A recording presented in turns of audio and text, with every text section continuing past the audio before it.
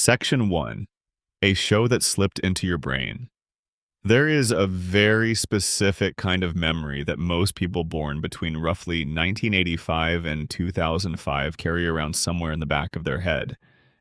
It lives in a particular corner of the brain, right next to the memory of what a dial-up modem sounded like, and the vague smell of a Sunday afternoon in someone's living room. The memory is simple. You are sitting somewhere. It is late. Or maybe it is after school. Maybe you're at a friend's house. Maybe you're in your own basement. Maybe you are watching something on a television that had a VCR built into the bottom of it. The room is lit the way rooms used to be lit before everybody switched to LED bulbs. A little warm, a little yellow. Comfortable in the way that things were comfortable before comfort became something you had to consciously seek out. And on the screen, a cartoon is playing. A wide, blue-eyed man with a round head and a thick build is sitting in a house in Rhode Island, and something ridiculous is happening. He says something, the show cuts to somewhere completely different for about 12 seconds. Something absurd occurs, and then the show cuts back. Everyone in the room laughs. The rhythm of it becomes familiar very quickly. You stop being surprised by it. You just settle into it, like sinking into a couch cushion that has already been shaped by 1,000 hours of sitting. That show is Family Guy, and it got inside your head in ways that most people, to this day, have not fully stopped to think about. This is not a video essay about whether the show is good or bad. We are not doing a tier list tonight. We are not here to argue about whether the early seasons were brilliant, or whether the later seasons fell apart, or whether Seth MacFarlane is a genius, or whether the whole enterprise was always just noise dressed up as satire. Those are conversations for other nights. What this is something quieter. This is the story of how a cartoon that debuted on the 31st of January, 1999, immediately after the Super Bowl, managed to slip its fingers into the cultural wiring of an entire generation without most of that generation even noticing it was happening. It is the story of a show that was canceled and came back from the dead, that was dismissed as derivative and went on to change the grammar of comedy, that was watched by millions of children who technically were not supposed to be watching it, and who grew up to have a very particular sense of humor that traces back, in ways they can still feel today, to a talking dog and an evil baby and a round-headed man in a green shirt. This is a long story, and it is worth telling slowly. So get comfortable. Pull the blanket up a little. Let the room settle around you. Because what happened with Family Guy is one of those cultural stories that looks simple from the outside and gets stranger and more interesting the closer you look at it. A show created by a 24-year-old kid from Connecticut, made almost entirely by hand on a budget so tight it is almost embarrassing to say out loud. Launched into one of the most competitive time slots in all of television. Canceled twice. Brought back from the dead by something nobody had ever used to save a TV show before. And then, over the course of the next 25-plus years, slowly and quietly becoming one of the most significant pieces of media that this particular slice of time has produced. Not because it was always great, not because it was always smart, but because it was always there, running in the background of an entire generation's adolescence, shaping the rhythms of how people told jokes, what they laughed at, what they expected from a story, and what kind of humor felt normal. There is something almost hypnotic about the show when you really let yourself sink into it. The specific quality of the voice acting, which is warm and familiar and funny in a way that feels like hearing someone you know be accidentally hilarious. The theme song, which has been stuck in somebody's head every single day since 1999, which is actually wild to think about. The pacing of the cutaway gags, which has a rhythm to it that the brain learns very quickly and begins to anticipate, the same way you learn to anticipate the beat of a song you have heard 100 times. There is a reason why Family Guy is one of the most watched pieces of content on Hulu on YouTube, on TikTok split screens, on late night cable. There is a reason it still generates enormous numbers of views in an era when the average piece of content has a lifespan of approximately 3 days. Something about this show created a lasting impression on the people who grew up with it. And understanding what that impression is and how it got there is what we are here to do tonight. So that is where we begin. Before the Griffins, before Peter fell down the stairs, before Stewie built his first laser, before Brian ordered his first martini, we begin at the very beginning, in a small town in Connecticut, in the mind of a kid who could draw before he could write, and who spent his entire childhood working towards something he could not quite yet name. But before we truly leave this introduction, it is worth sitting for a moment with what it means that a show can change a generation without intending to. The phrase is in the title of this video, accidentally changed, and the accident is real. Seth MacFarlane did not set out to rewire the humor of a generation, or reshape the comedy instincts of millions of people, or create the conditions for a new era of adult animation, or contribute to the specific kind of media consumption that would, a quarter century later, show up as Subway Surfers running alongside his show in split-screen TikTok videos. He set out to make a funny show about a family in Rhode Island. He had characters he liked and jokes he wanted to tell in a format he wanted to try. The rest, the cultural consequences, the generational impact, the long trail of shows it inspired and media habits it shaped, happened because the thing he made was genuine enough to find its way into people's lives and stay there. This is how most cultural change happens. Not through deliberate programs of influence, but through objects and works and pieces of entertainment that contain something real enough to attach itself to the people who encounter them. Family Guy contained something real. In the early seasons, it was the heart of the Griffin family. Imperfect, dysfunctional, but genuine. It was the specific warmth of Brian's friendship with Peter, the specific terror and hilarity of Stewie's villainy, the specific recognizability of Meg's teenage longing. These were real things rendered in cartoon form, and they attached themselves to the people who saw them at the right age in the right context in the way that real things do. The cutaways and the cultural references and the comedy style were the delivery mechanism. The heart was what made it stick. And then the world around the show changed, and the show changed with it. And some of the heart faded, and the delivery mechanism became the dominant thing, rather than the thing that supported the primary thing. And a generation that had absorbed the early version found themselves watching a different version while remaining attached to the memory of what it had been.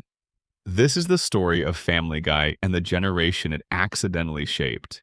A story that is still going on, still generating new chapters in new formats, still reaching new audiences through the specific persistence of something that, in its best years, was genuinely and unmistakably alive. The night is settled. The lights are low, or they will be soon. The show might actually be on somewhere in this building, on a phone or a laptop or a television. The theme song playing its small jazz arrangement into a room where someone is trying to get comfortable. And in the fact of that small, ordinary thing, a cartoon playing late at night, for someone who has already seen it, is the whole story of what television can do when it manages to make something that people genuinely need to have around. Not need in the urgent, fundamental sense, but need in the specific, daily, hard-to-explain sense of needing familiar things. Needing the voices you know.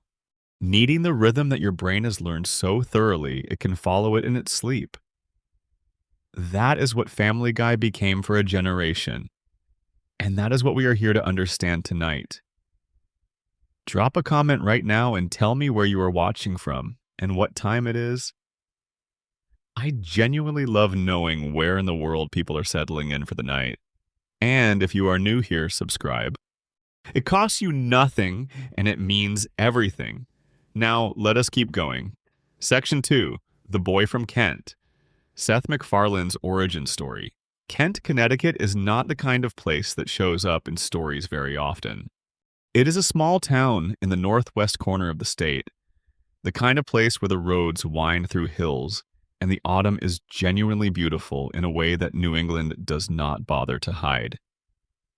It has one of those old-fashioned American town centers with a white church and a general store and the kind of quiet that you can actually hear. It is not, on its surface, the kind of place you would expect to be the origin point of one of the most culturally disruptive animated comedies in television history. But places like that tend to produce people who need to get something out of their system, and Seth Woodbury McFarlane had a lot to get out of his system from the very beginning. He was born on the 26th of October, 1973. His father, Ronald, was a teacher.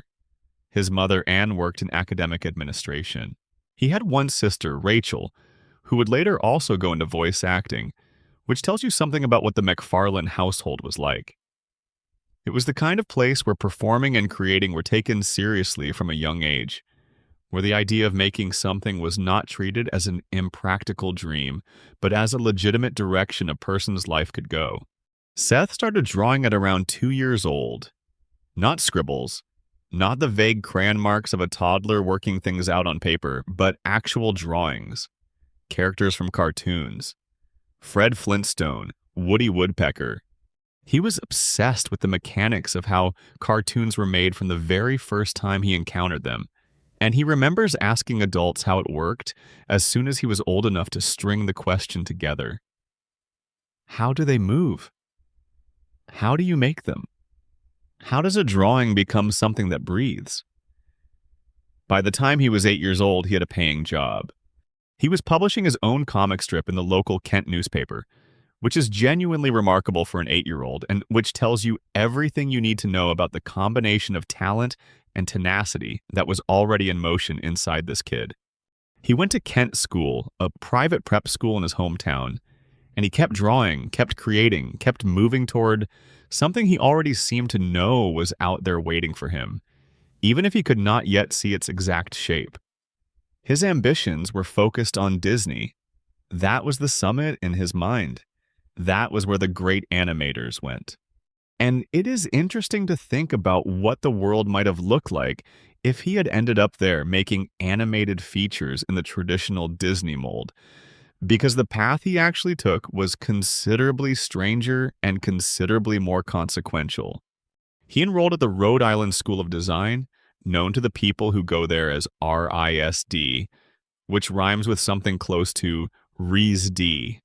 RISD is one of the most prestigious art schools in the United States, situated in Providence, Rhode Island, which is itself a city with a particular quality to it.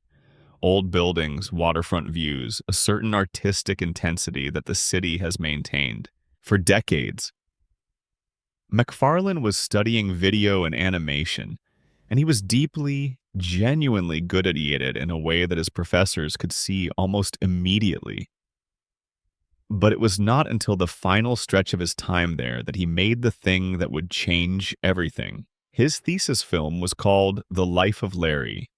He made it in 1994 and 1995 during his final year at R1SD, and he made it almost entirely by himself. Every drawing, every voice, every joke, every frame. He was essentially writing, directing, animating, and performing a short animated film alone, in the way that young artists sometimes do when they have more drive than resources. When the idea and thought in their head is so clear and so urgent that the absence of a team is just an obstacle you work around rather than a reason to stop. The Life of Larry was about 11 minutes long, and it starred a middle-aged man named Larry, a dim, round, comfortably hapless character, and his dog, a philosophically inclined animal who talked and reasoned and commented on the world with a dry, world-weary intelligence.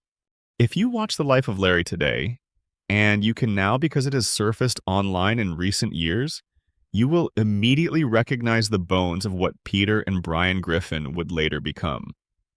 The characters are rougher, the animation is simpler, the jokes are less refined, but the rhythm is already there. The specific electricity of two very different personalities bouncing off each other, one oblivious and one painfully aware of the obliviousness. It is right there in that thesis film, sketched out in the animation studios of a college in Providence, Rhode Island, by a 21-year-old who is not yet thinking about television. His professor at RISD submitted the film to Hanna-Barbera Productions without McFarland necessarily expecting much to come of it. Hanna-Barbera was one of the foundational animation companies in American history, the studio that had given the world the Flintstones, the Jetsons, Yogi Bear, Scooby-Doo, and dozens of other properties that had shaped American childhood for decades. By the mid-1990s, the studio had been folded into Cartoon Network, which was itself a channel that was still finding its legs, and they were actively looking for new talent, new voices, new things to put on air. The head of development at Hanna-Barbera at the time, a woman named Ellen Cockrell, attended a senior screening at RISD and saw The Life of Larry, and she recognized what she was looking at. McFarland was offered a development position at the studio almost immediately after graduating in 1995. So he packed up and headed west to Los Angeles, which must have felt like an enormous thing for a kid from a small Connecticut town who had spent 4 years in Providence. Los Angeles in 1995 was a very specific kind of city, sprawling and sun-drenched and simultaneously the center of the entertainment universe and a place that could eat ambitious young people alive if they were not careful. McFarland was not careful exactly. He was driven. He worked on Johnny Bravo and Cow and Chicken as an animator and writer, learning the practical craft of making television animation at a commercial scale. And he also wrote for Disney's Jungle Cubs for a brief period. These were not his shows, not his visions, not his voices. They were job training in the most concrete possible sense. But he was absorbing everything. The pace of a production, the way a writing room works, the distance between what a cartoon looks like on paper and what it looks like on screen after all the production stages have been completed. All the while, he kept working on Larry and Steve, a retooled version of his thesis film, now featuring the same characters but cleaner, sharper, more confident. He refined the relationship between Larry and the dog, Steve. He pushed the humor further. He found the voice of each character more precisely. In 1997, this short was broadcast as one of Cartoon Network's world premiere Toon segments. The same block that had launched shows like Dexter's Laboratory and the Powerpuff Girls. It got a decent reaction. People responded to it. And then the executives at Fox, who had been watching the animation landscape carefully, saw something in what McFarland was doing. Fox offered him a deal to work on Mad TV, the sketch comedy show that was one of Saturday Night Live's main competitors at the time. The deal eventually fell through, but it put McFarland in direct conversation with Fox executives in a way that opened a different door. They liked his sensibility. They liked the sharpness of the humor, the specificity of the characters, the way the jokes arrived at unexpected angles. They gave him a small amount of money, $50,000, which by animation standards is barely enough to produce a handful of seconds of footage, and asked him to create a pilot. Not a finished pilot, but a pitch presentation. Something that could sell an idea to a room full of people whose job it was to decide whether an idea was worth pursuing. What McFarland did next is one of the most remarkable production stories in television history. He spent approximately 6 months in something close to isolation, drawing almost around the clock in his kitchen, animating frame by frame, voicing every character, writing every line, building the Griffin family out of sheer concentrated effort and a kind of creative desperation that is very difficult to maintain but almost impossible to fake. He slept almost nothing. He had no life outside the project. He was 23, 24 years old, working in a kitchen, building a world. The pitch demo he eventually produced was approximately 15 minutes long, and it introduced Peter, Lois, Meg, Chris, Stewie, and Brian for the first time. The first 7 minutes of this demo were essentially a rough version of the pilot episode that would later air on television. The full 15-minute demo was considered lost for years. It was not publicly seen until March of 2025, when it was uploaded to the internet after having been hidden away for nearly 3 decades. He pitched the completed demo to Fox on May 15, 1998. He was 24 years old. The people in the room at Fox were watching animation that had been created almost entirely by one person with no sleep and $50,000. And they said yes. They greenlit the show. Sandy Grusho, who was president of 20th Century Fox Television at the time, later said that the network ordering a full series off of those 8 minutes was testament to how powerful those 8 minutes were. At 24, Seth MacFarlane became the youngest executive producer in television history, which is a sentence that sounds like something invented for a behind-the-scenes documentary, but is simply true. He was a kid from Kent, Connecticut, with a head full of cartoon characters, and he had just convinced one of the largest broadcasting networks in the world to give him a show. What followed was the controlled chaos of building something real out of the pitched idea. McFarland assembled a writing team. He began voicing the characters in recording sessions. He worked with animation studios to produce the episodes. He was everywhere in the process, in the way that first-time creators tend to be when the show is still young, and the creator's vision has not yet been interpreted by enough other people to become something separate from him. Every joke, every character beat, every creative decision in those early episodes was filtered through the sensibility of one person who had been working toward this moment since he was 2 years old, drawing cartoons in a small town in Connecticut. The show that resulted from this was not polished in the glossy, calculated way of a product made by a committee. It was specific. It was strange in particular ways. It had corners and edges. It felt like something that had been made by a person rather than assembled by a process. And that specific, personal, sometimes imperfect quality is exactly what made it land the way it did. There's a detail about McFarlane's personal biography that is strange enough to be worth pausing on, and that adds a particular texture to the story of how he came to make Family Guy at exactly the moment he made it. On the morning of September 11th, 2001, McFarlane was booked on American Airlines Flight 11 from Boston's Logan Airport to Los Angeles. The flight that, as history records with terrible clarity, was the first of the hijacked planes to strike the World Trade Center. McFarlane was not on that flight. His travel agent had given him the wrong departure time, and he missed it. He was in the airport when the news began arriving. The specificity of that near miss, the degree to which the shape of the 21st century's cultural history turned on the mundane error of an incorrect flight departure time, is the kind of thing you can either make too much of or too little of. McFarlane himself has spoken about it without placing excessive weight on it. He does not frame it as a special destiny or a providential escape. He was lucky. He was alive. He went home and kept making his show, but the fact remains that one of the most culturally influential animated comedies of the 21st century was made by a man who was supposed to be on one of the planes that changed that century. That is not nothing. It is just also not everything. The voice of Peter Griffin, the sound that probably more than anything else is the auditory signature of Family Guy in the memory of everyone who grew up with it, came from something McFarlane heard in the world rather than something he invented entirely from imagination. He has described the inspiration as a security guard he overheard on the RISD campus, a man who spoke with a particular quality of loud, filterless confidence, whose voice expressed the specific blend of working-class New England pride and innocent political incorrectness that he wanted for his central character. Taking a real voice as the starting point and transforming it into something cartoonishly exaggerated but recognizably human is a technique with a long history in comedy performance.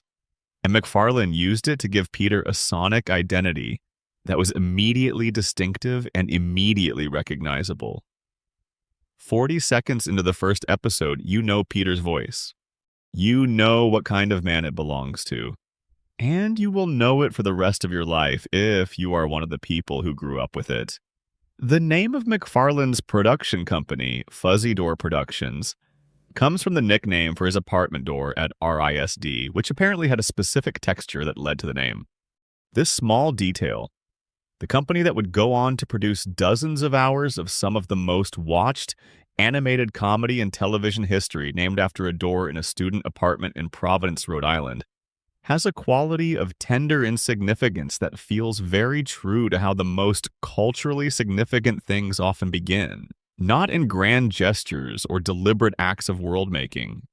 In small, specific, almost accidentally preserved details from the period when the person who would later make the significant thing was just a student, just a kid, just figuring out what he was going to be.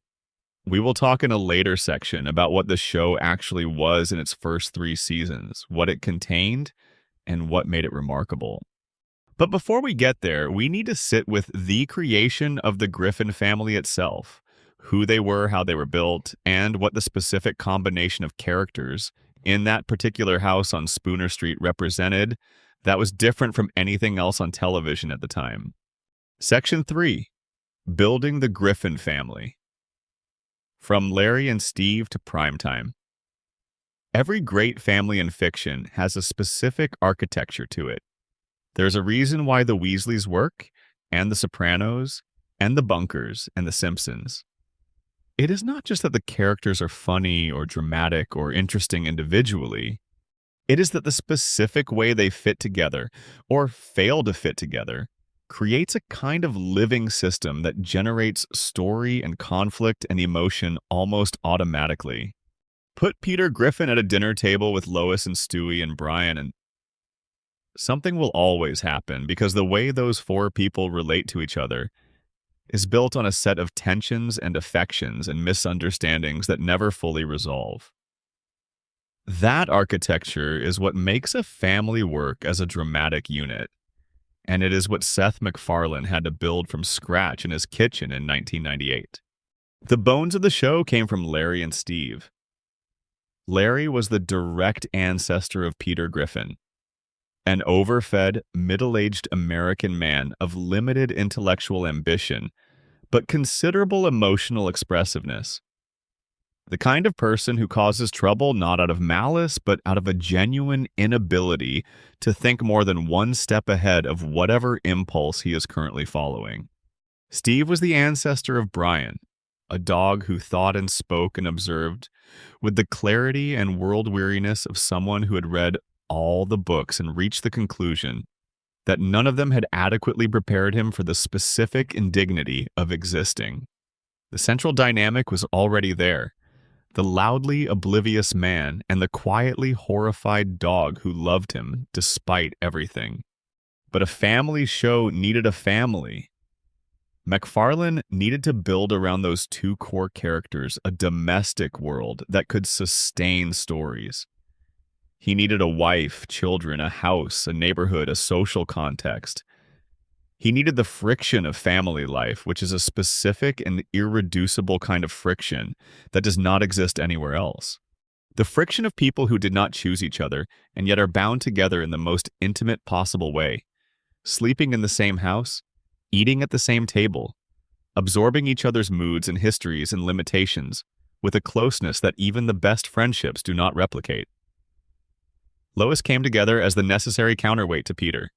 She had to be smart enough to make Peter's obliviousness legible. If both of them were equally hapless, there was no internal logic to the household. Lois brought upper-class origins that created a contrast with Peter's working-class sensibility. She had studied piano. She came from a wealthy family, the Pewterschmidts, which provided a constant source of social comedy. This woman of privilege, who had, for reasons that the show tended to treat as both self-evident and slightly inexplicable, married this man. Lois was patient in those early seasons in a way that felt grounded rather than saintly, because her patience had limits, and those limits were reached regularly, and when they were, something genuinely human came through the writing. The children were three carefully chosen points on a triangle of teenage and childhood experience. Meg was the oldest, a teenage girl at James Woods Regional High School in the fictional Rhode Island town where the show was set. She was created as the ordinary one, in a family where every other member had something spectacular about them. The father was a spectacular idiot, the mother was a spectacular keeper of the peace, the baby was a spectacular villain, the dog was a spectacular intellectual. Meg's particular role was to be the family member who had nothing spectacular about her at all. She was average. She was unpopular. She wanted things that teenagers want: friends, acceptance, a sense that she mattered. And she pursued them with a persistence that the rest of her family had neither the awareness nor the interest to support. In those earliest episodes, this setup was a source of quiet, genuinely earned comedy, because there is something recognizable in the experience of being the most boringly human person in any given room. Most people have felt it at some point. Chris was created as the male teenage experience rendered in its most guileless form. Awkward, sweet, not particularly smart, interested in art in a vague and unrealized way that never quite coalesces into anything. Navigating the bewildering landscape of adolescence without the tools to navigate it effectively. Seth Green, who voiced Chris, brought a specific warmth to the character that kept him likable even when the writing did not give him much to work with. Chris functioned in the early seasons as the family member most likely to stumble into a situation and respond to it with genuine, confused sincerity, which was a different comic register from Peter's confident wrongness. And then there was Stewie. Of all the characters in the Griffin family, Stewie was the most purely original creation. The one character who did not have a direct ancestor in Larry and Steve, who did not map onto any recognizable type from the domestic comedy genre, who arrived on television fully formed as something that had never existed before. Stewie Griffin was 1 year old. He wore a yellow shirt and a diaper. He sat in a high chair and ate baby food.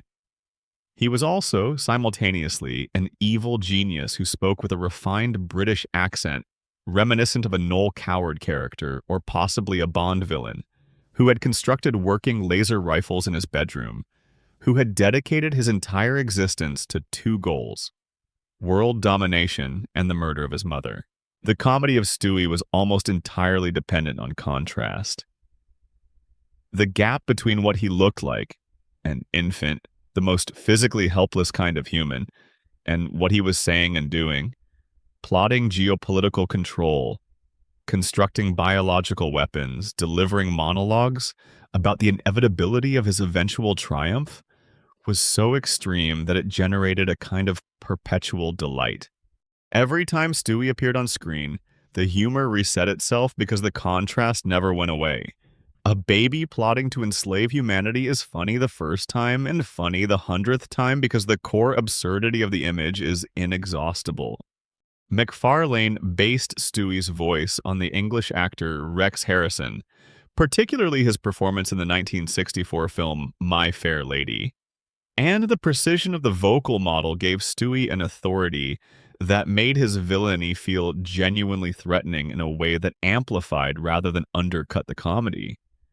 You believed on some level that this baby was actually dangerous. That was what made him hilarious. Brian completed the family in a way that no other character could have. He was the dog who should not have been able to exist in the house. He walked on two legs. He drove a car. He ordered martinis and drank them. He read novels and had opinions about them. He was neurotic about his writing career and complicated about women, and loyal in a way that went deeper than good manners. He was, in Seth MacFarlane's own estimation, the character most like himself. Liberal in his politics, frustrated by the world's failure to live up to its own potential. The character who felt most like a human being wearing an animal's body, rather than an animal who had accidentally learned to speak. In a family full of extremes, Brian was the ground wire. He was the character who told you how you were supposed to be reacting to what you were watching, whose expressions and dry observations functioned as a kind of running commentary that helped the audience locate themselves within the absurdity. The house was placed at 31 Spooner Street in the fictional town where the show was set. That town's name became one of the show's most recognizable elements and does not need repeating here, but the Rhode Island setting was not accidental. McFarland had spent 4 years at RISD in Providence, and he had absorbed the specific character of that part of the country.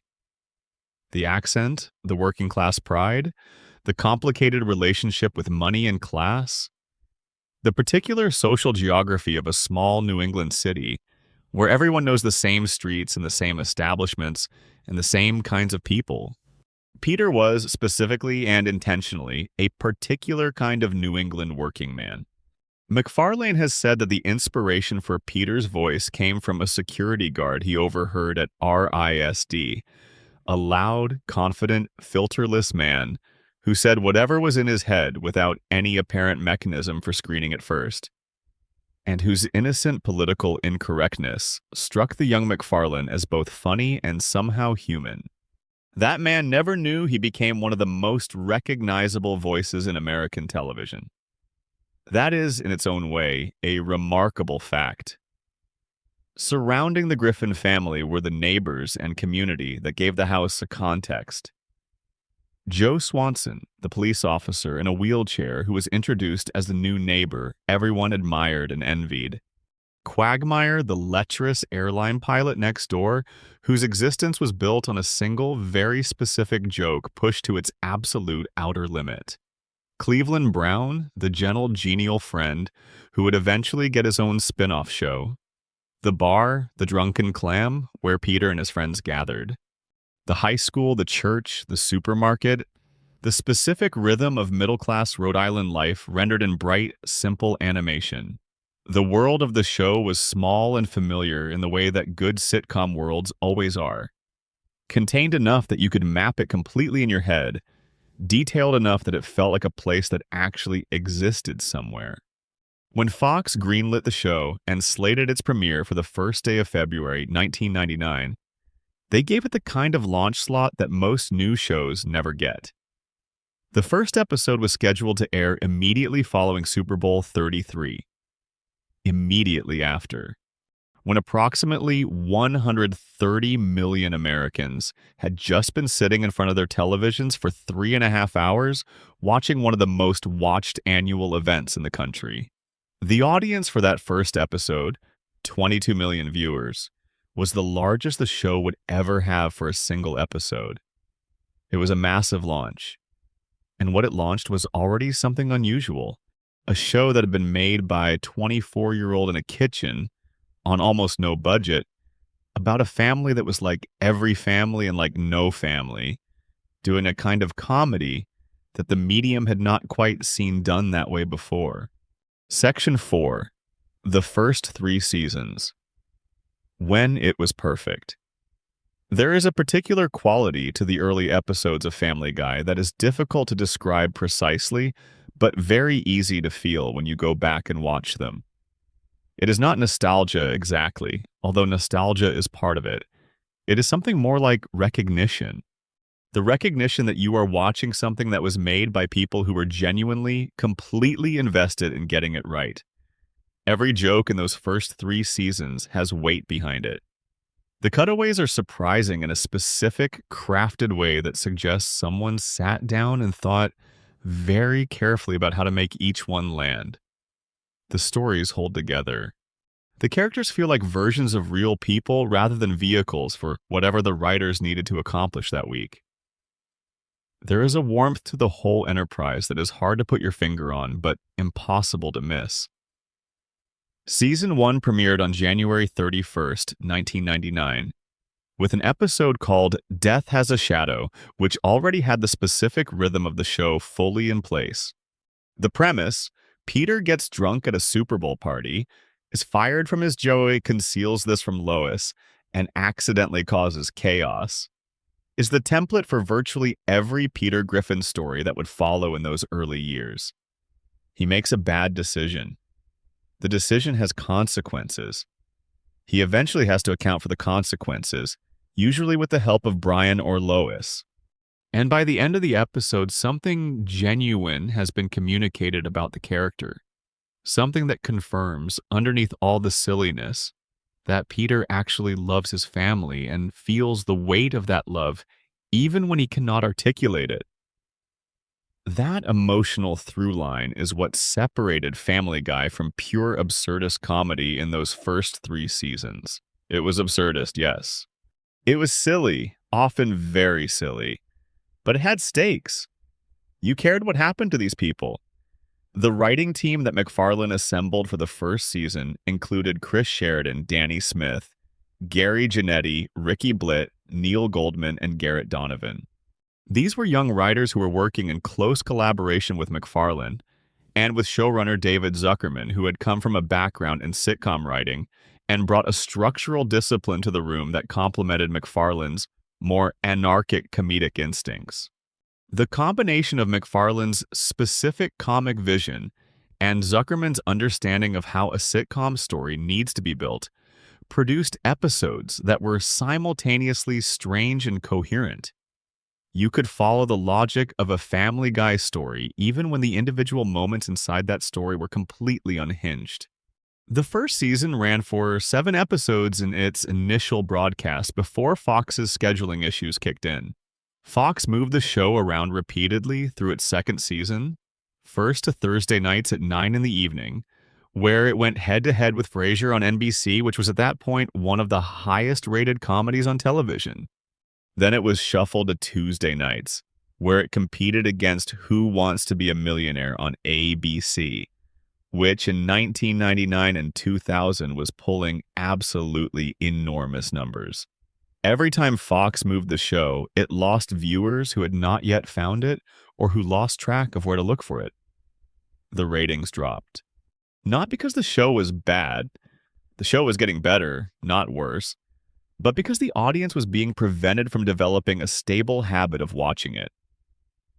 Despite the scheduling problems, the second season produced some of the most memorable episodes in the show's history. Brian in Love, which explored Brian's complicated feelings for Lois through the lens of a therapy storyline, showed early evidence that the writers understood these characters well enough to take them somewhere emotionally genuine. Da Boom, which followed the Griffin family through a nuclear apocalypse caused by the Y2K bug, demonstrated that the show was willing to go to structurally ambitious places. An entire post-apocalyptic episode within a half-hour comedy, executed with enough internal consistency to feel like a real story rather than just a string of jokes about the end of the world. And the episode 15 Minutes of Shame, which parodied reality television in 2000, when reality television was still a relatively new phenomenon, showed that the show was paying close attention to the culture around it and had something specific to say about what it observed. Season 3 continued building on those foundations. It gave us Road to Rhode Island, the first of the Road to episodes that would become one of the show's most beloved recurring formats. A special episode in which Brian and Stewie go on a journey together, in the tradition of the classic Bing Crosby and Bob Hope Road to Films. The episode was genuinely funny in a way that also established the specific chemistry between Brian and Stewie that would anchor the show's best moments for years to come. It gave us Brian Wallows and Peter Swallows, which won an Emmy for Outstanding Music and Lyrics for the original song, You've Got a Lot to See. It gave us one of the early, genuinely moving moments of the series. A scene in which Brian, in a surprisingly raw exchange, confronts something honest about himself and his limitations. What is remarkable about those first 3 seasons, looking back at them now, is how complete they feel. The show had found its identity extremely quickly.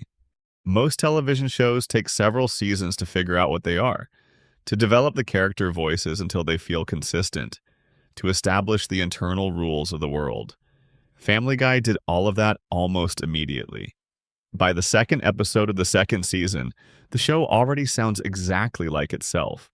The characters are already fully themselves.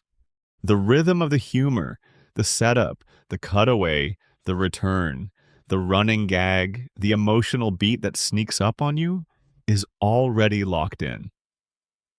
There is an argument to be made, and many people have made it convincingly, that Family Guy was operating at the peak of its creative output from virtually the first episode. Not because the later seasons were without merit, but because the specific combination of heart and humor and sharpness that defined those early seasons was something the show achieved immediately and then slowly, gradually, moved away from over the following 20 years. The first season averaged 12.8 million households. For a new animated comedy on Fox, those were strong, legitimate numbers. The show ranked at number 33 in the overall Nielsen ratings for that year, which was a respectable position. It was not a smash hit out of the gate, but it was a show that was finding its audience and generating genuine enthusiasm. Then Fox started moving it around, and the numbers started doing what numbers always do when an audience cannot find a show at the same time and place every week. They dropped, and then they dropped again, and then the show was canceled. But the cancellation is not the end of this story. It is barely even the middle. Because what happened to Family Guy after Fox canceled it was something that had never happened to a television show before. And it changed, among other things, the entire business model of how television content is sold and preserved and revived. The texture of the early seasons is worth describing more specifically, because the shows that would follow them, both the revival seasons and the shows that Family Guy inspired, were largely working against or in dialogue with what those first 3 seasons established. The comedy in seasons 1 through 3 operated at a pace that felt fast but was actually carefully controlled. Not every scene was a joke. There were moments of genuine quiet, brief pauses in the comedy where a character just existed in their situation without anything particularly funny happening, which then made the next joke arrive with more weight. The show trusted its audience to stay through the quiet moments, which is a trust that requires confidence in the characters and the world you have built. If the audience stays during the quiet moments, it is because they care about the characters enough to spend time with them even when they are not being funny. The episode In Theory, which aired in the second season, is a good example of how the early show handled the combination of comedy and genuine emotion. Brian falls in love with a woman who is rigidly logical and unromantic, and the episode follows the comedy of their incompatible relationship while also being genuinely touching about Brian's loneliness and his pattern of pursuing relationships that cannot satisfy the real desires behind them. The cutaways in this episode are there, doing their work, but they are not the point. The point is a specific quality of Brian's heartbreak, and the show trusts that quality enough to let it breathe. Episodes like this are what critics and fans mean when they say the early seasons had heart. It is not that the jokes were absent. It is that the jokes existed within an emotional context that made them feel like part of something rather than the entirety of something. The Stewie storylines in those early seasons also operated at a level of internal logic that the later seasons sometimes lost track of. The specific quality of Stewie's plans and his relationship to Lois was based on a very clear comedic principle. Stewie would try to do something terrible. The adults would either not notice or ignore it. And the gap between Stewie's grandiose self-image and the complete obliviousness of the world around him would generate the joke. The principle was clean and consistent, which meant the writers could apply it to a vast range of specific situations without the underlying logic ever becoming confused. Stewie could be trying to build a mind control device, or trying to seduce a neighbor, or trying to arrange the death of a rival baby at playgroup. The specific situation could be anything as long as the underlying dynamic was maintained. That kind of clear comedic architecture is what allows a character concept to remain funny across many episodes without becoming repetitive, because the variations are infinite even if the structure is constant. In season 1 and 2, a cutaway lasted an average of maybe 15 seconds. It arrived out of a specific piece of dialogue. Peter would say something, and his words would remind him of a particular incident, and the show would show that incident and then come back. The connection between the setup line and the cutaway content was always at least tangentially logical. Peter says something about swimming with dolphins, and the show cuts to a memory of Peter trying to swim with dolphins. And the memory turns out to be strange in a specific, funny way, and the show comes back. The cutaway enhanced the joke. It was the punchline that lived somewhere outside the main scene. But the main scene was always there, always driving the story forward, always the primary thing. The cutaways were seasoning, not the meal. In those early seasons, Family Guy's humor was sharp in a very particular way that gets described imprecisely sometimes. People call it random, but random is not quite right. Random would mean anything could be cut to anything. What the show actually did was something more like strategic subversion. It set up an expectation, usually based on a cultural reference or a cliché or a familiar situation. And then it swerved away from that expectation in a very specific direction. The joke was in the precision of the swerve, not in the randomness of the cut. A character would say something that invoked a familiar cultural image, and the show would show you that image, but shift it slightly, put the wrong character in it, or extend it past the point where it should have ended, or apply it to a context that made the familiar thing suddenly strange. That technique requires a lot of thought. It requires a writer who knows what the audience expects and can feel the exact moment when the expectation should be violated for maximum comedic effect. Stewie's storylines in those first 3 seasons were driven by the evil genius conceit in its purest form. Nearly every episode had a moment where Stewie was either building something terrible or deploying something terrible, or explaining in careful, aristocratic detail his plans for something terrible. The humor worked on multiple levels simultaneously. There was the base-level absurdity of the image, baby, diaper, elaborate threats. There was the dramatic irony. The audience knew what Stewie was planning, the adults in the show did not. And that gap produced a kind of constant low-level tension that made every scene with Stewie slightly electric. And there was the specific pleasure of the voice. The Rex Harrison cadences, the British formality applied to infantile situations. The contrast between the vocabulary and the context in which it was being used. Stewie could describe a scheme involving biological agents in the measured tones of a civil servant explaining a filing system, and the gap between the tone and the content was inexhaustible as a source of comedy. Brian in those seasons was something genuinely lovely, a character who functioned as the show's moral and intellectual compass without being preachy about it because his own flaws were significant enough to keep him from ever being a straightforward hero. He drank too much. He had unrequited feelings for Lois that he kept mostly but not entirely under control. He had been working on a novel for years and could not finish it, and knew this about himself with a specific kind of embarrassed clarity. He was not perfect, but he was genuinely kind, genuinely loyal, genuinely smart, in a way that made his friendship with Peter feel real rather than convenient. The best moments between Peter and Brian in those early seasons have a quality of warmth that is not performed. It feels like actual affection between two people who genuinely enjoy each other, which is not a common thing in animated comedy and is much harder to write than it looks. The first season averaged 12.8 million households. For a new animated comedy on Fox, those were strong, legitimate numbers. The show ranked at number 33 in the overall Nielsen ratings for that year, which was a respectable position. It was not a smash hit out of the gate, but it was a show that was finding its audience and generating genuine enthusiasm.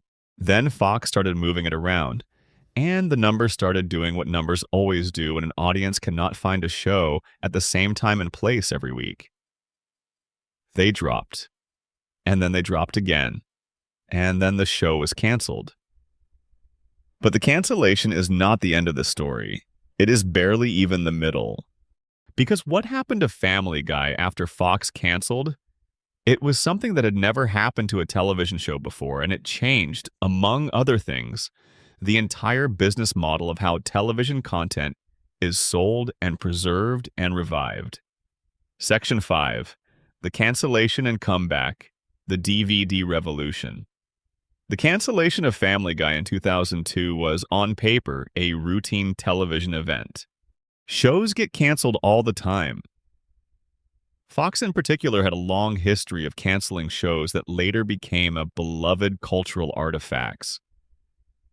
Firefly was canceled the same year, and the bitterness that fans of that show still carry about it is legendary in its own right. When the third season of Family Guy ended without a fourth being ordered, it was not surprising. The ratings had been poor. The scheduling had been chaotic. The show had been moved around so many times that building a consistent audience had been essentially impossible. Fox canceled it without much apparent regret, and for the people who worked on it, it was the kind of disappointing but not entirely shocking end that television shows often come to. What happened next, though, was not routine. In the months and years following the cancellation, something quietly remarkable was occurring in the market for home video. DVDs were still a relatively new format in the early 2000s. Not new enough to be novel, but new enough that the full commercial potential of releasing television seasons on disc had not yet been fully understood by the industry. VHS had never been well suited for TV season releases. A full season of a show on VHS would require multiple cassettes, take up significant shelf space, and cost more than most consumers were willing to pay for something they had already seen on television. But DVD changed the math. You could put an entire season of a half-hour animated comedy on 2 or 3 discs. The storage was compact. The picture quality was better than broadcast. You could pause, rewind, skip to specific scenes, and you could own it. Actually own a physical copy of the thing you had been watching on television, which was something new and exciting in a way that is hard to fully reconstruct now that streaming has made the concept of ownership feel slightly archaic. Fox released the first and second seasons of Family Guy on DVD in April of 2003, around the same time that the show was beginning to air in reruns on Cartoon Network's Adult Swim block. These two things happened essentially simultaneously, and the effect was like lighting 2 fires at once and watching them spread toward each other. Adult Swim premiered Family Guy reruns on April 20th, 2003. The block had been running since 2001 and had already established itself as the destination for adult animation on late-night cable. It was where shows like Aqua Teen Hunger Force and Harvey Birdman, Attorney at Law, had found their audiences. Shows that had a particular sensibility that appealed to the late-night demographic of college students and young adults who stayed up too late and wanted something that was funny in a specifically strange and unapologetic way. Family Guy fit into that context perfectly. The show that Fox had shuffled around primetime as if embarrassed by it turned out to be exactly the right thing for a late-night cable audience that had time and attention and genuine appetite for this kind of humor. The results were immediate and dramatic. Family Guy became the highest-rated show on the entire Adult Swim block almost overnight. It dominated late-night viewing in its time slot against both cable and broadcast competition.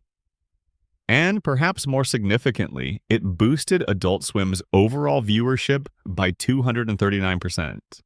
A canceled show, airing reruns, was drawing an audience that had never been drawn to that block before. People who had not watched Family Guy when it originally aired were discovering it. People who had watched it and missed it were finding it again. And a younger audience, kids and teenagers who had been too young for the original run, or who had simply missed it, was encountering the show for the first time in the casual, free-form way that late-night cable permits, the way where you stumble across something while flipping through channels at midnight and find yourself still watching 2 hours later. At the same time, the DVD sets were moving. The first and second season set sold 400,000 copies within the first month of release. By the end of 2003, total DVD sales had reached 2.2 million copies, making it the best-selling television DVD of that year. The second highest-selling television DVD ever released, behind only the first season of Chappelle's Show on Comedy Central. People were not just watching the reruns. They were buying the show. They were putting it on their shelves. They were lending it to friends and watching it at parties and quoting it at school and work. The audience that Fox had concluded did not exist was revealing itself to be enormous, enthusiastic, and willing to spend actual money on the thing they loved. Fox, who had canceled the show without apparent regret, began to pay attention. In November of 2003, the entertainment news channel E! Reported that Fox was in talks with Seth MacFarlane to revive the series. On May 20th, 2004, Fox officially ordered 35 new episodes of Family Guy. This was, at the time, genuinely unprecedented. It was the first revival of a canceled television show that was based primarily on DVD sales and cable rerun ratings. The industry had never seen anything quite like it. The conventional wisdom in television had always been that a show's audience existed at the time of broadcast or it did not exist at all. Family Guy demonstrated that an audience could build in the time after a show's cancellation through the residual life of the show in secondary markets, and that this secondary audience could become primary enough to justify bringing the show back. The significance of this cannot be overstated. What Family Guy's revival demonstrated, that a fandom could be sustained and grown through home video and syndication in the absence of new episodes, and that this sustained fandom could translate back into commercial viability, became the proof of concept for an entirely new model of how television content is preserved and monetized. The logic that would eventually produce streaming services, the logic that said the long tail of a show's life could be worth as much as or more than its original run, was partly validated by what happened to Family Guy between 2002 and 2005. The entertainment industry learned something from the Family Guy revival that it then applied in expanded and accelerated form to every platform that followed. For fans, of course, it was simpler. The show they loved was coming back. After 3 years, there were going to be new episodes. The fourth season was scheduled to premiere on May 1st, 2005 on Fox. The title of the first new episode was North by North Quahog, although we are not using that town name here. And in the episode's cold open, Peter tells the family that they had been canceled to make room in the schedule for a long list of Fox shows that had since themselves been canceled. And the joke landed perfectly because everyone watching knew exactly what had happened. The show was back, and it was winking at the audience about the specific circumstances of its return.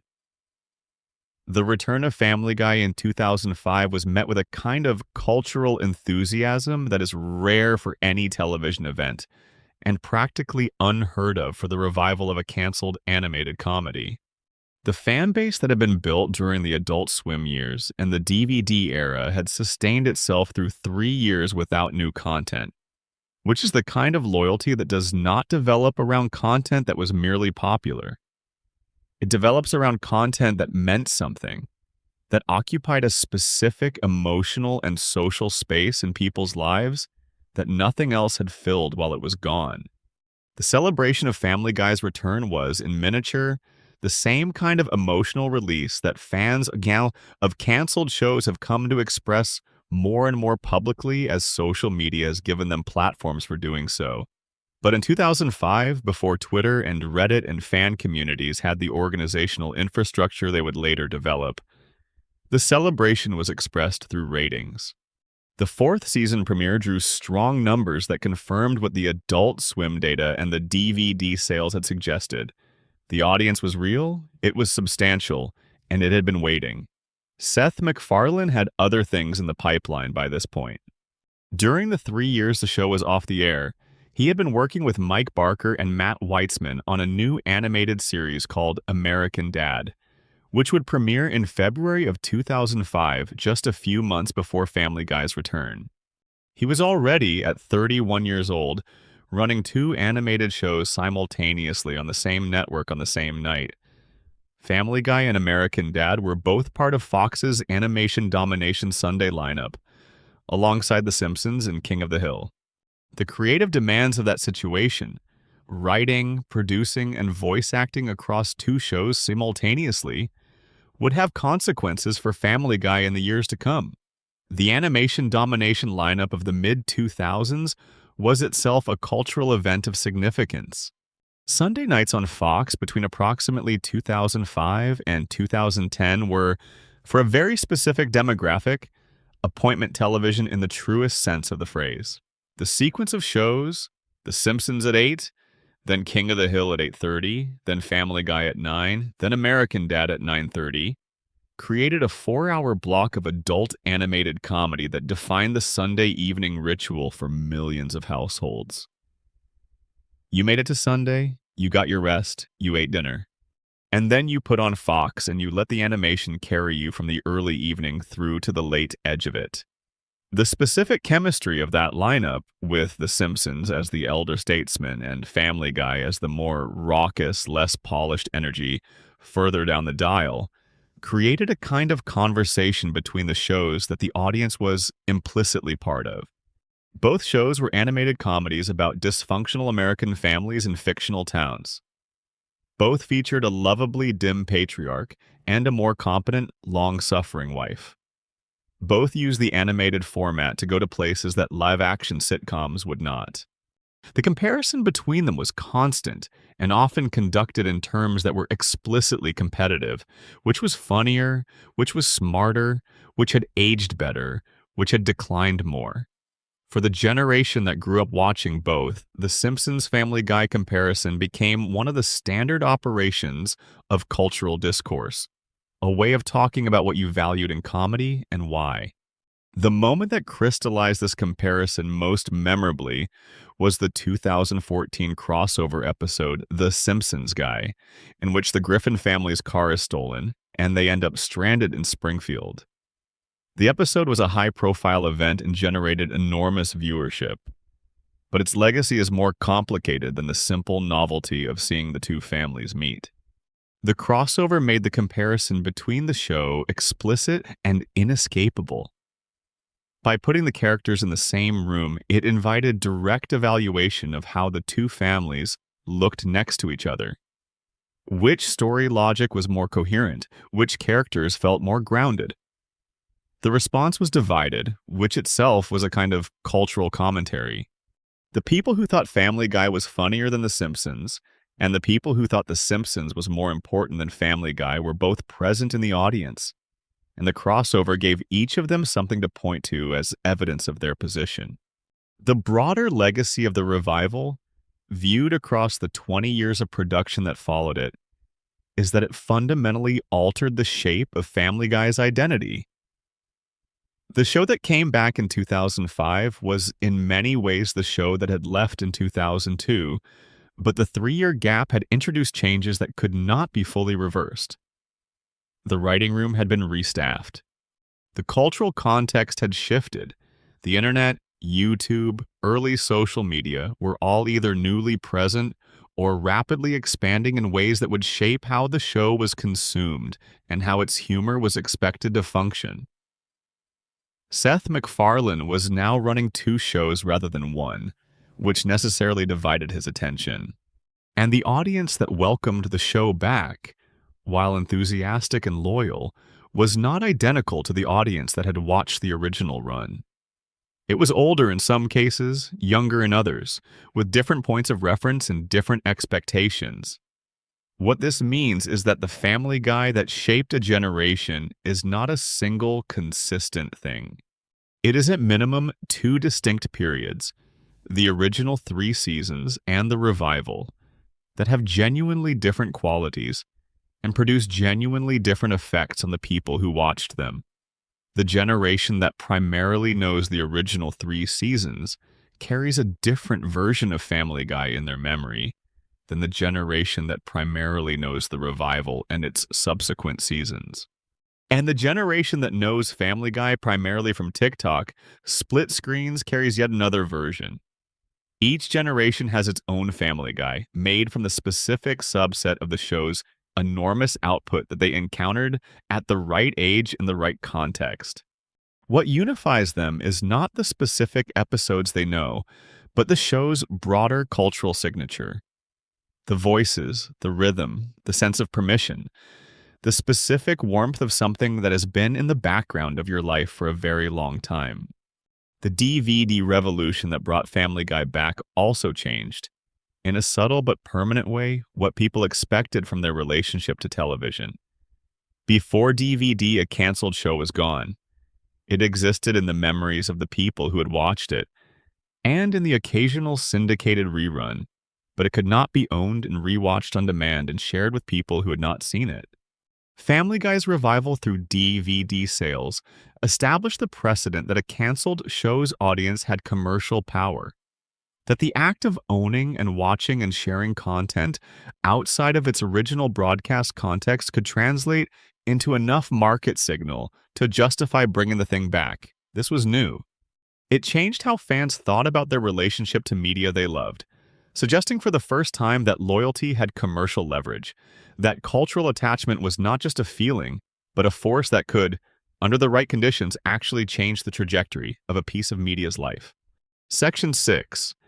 How Family Guy rewired a generation's sense of humor. Here is a claim that is hard to prove empirically, but very easy to feel the truth of if you were born in the right window of years. Family Guy changed what people thought was funny. Not universally, not in every corner of culture, not by itself, and without the help of other forces that were operating at the same time. But in a specific demographic, predominantly but not exclusively male, roughly aged 8 to 17 when the show was at its cultural peak between 1999 and 2010. Family Guy reset the baseline of what counted as a joke. And the reset was significant enough that it is still visible in the humor of the people who grew up with the show. To understand what changed, you need to understand what the humor landscape looked like before Family Guy arrived. Television comedy in the late 1990s was dominated by the live-action sitcom in its traditional form. Seinfeld had just ended in 1998, still representing the zenith of what the modern sitcom could be. Friends was at or near its peak. Everybody Loves Raymond was popular. These were shows built on a specific model, characters who existed in a consistent world, jokes that arose organically from character and situation, stories that moved through a recognizable dramatic arc with some kind of emotional resolution at the end. Even The Simpsons, which had been doing something genuinely different since 1989, operated within a version of this model. The cutaway gag existed in animation, yes, and The Simpsons had used brief asides and non sequiturs to good effect. But no show had made the cutaway the defining structural feature of its comedy in the way that Family Guy was about to. What Family Guy introduced, or more precisely, what it perfected and made central and unavoidable, was referential humor deployed at a specific speed and in a specific structure. The basic operation was this.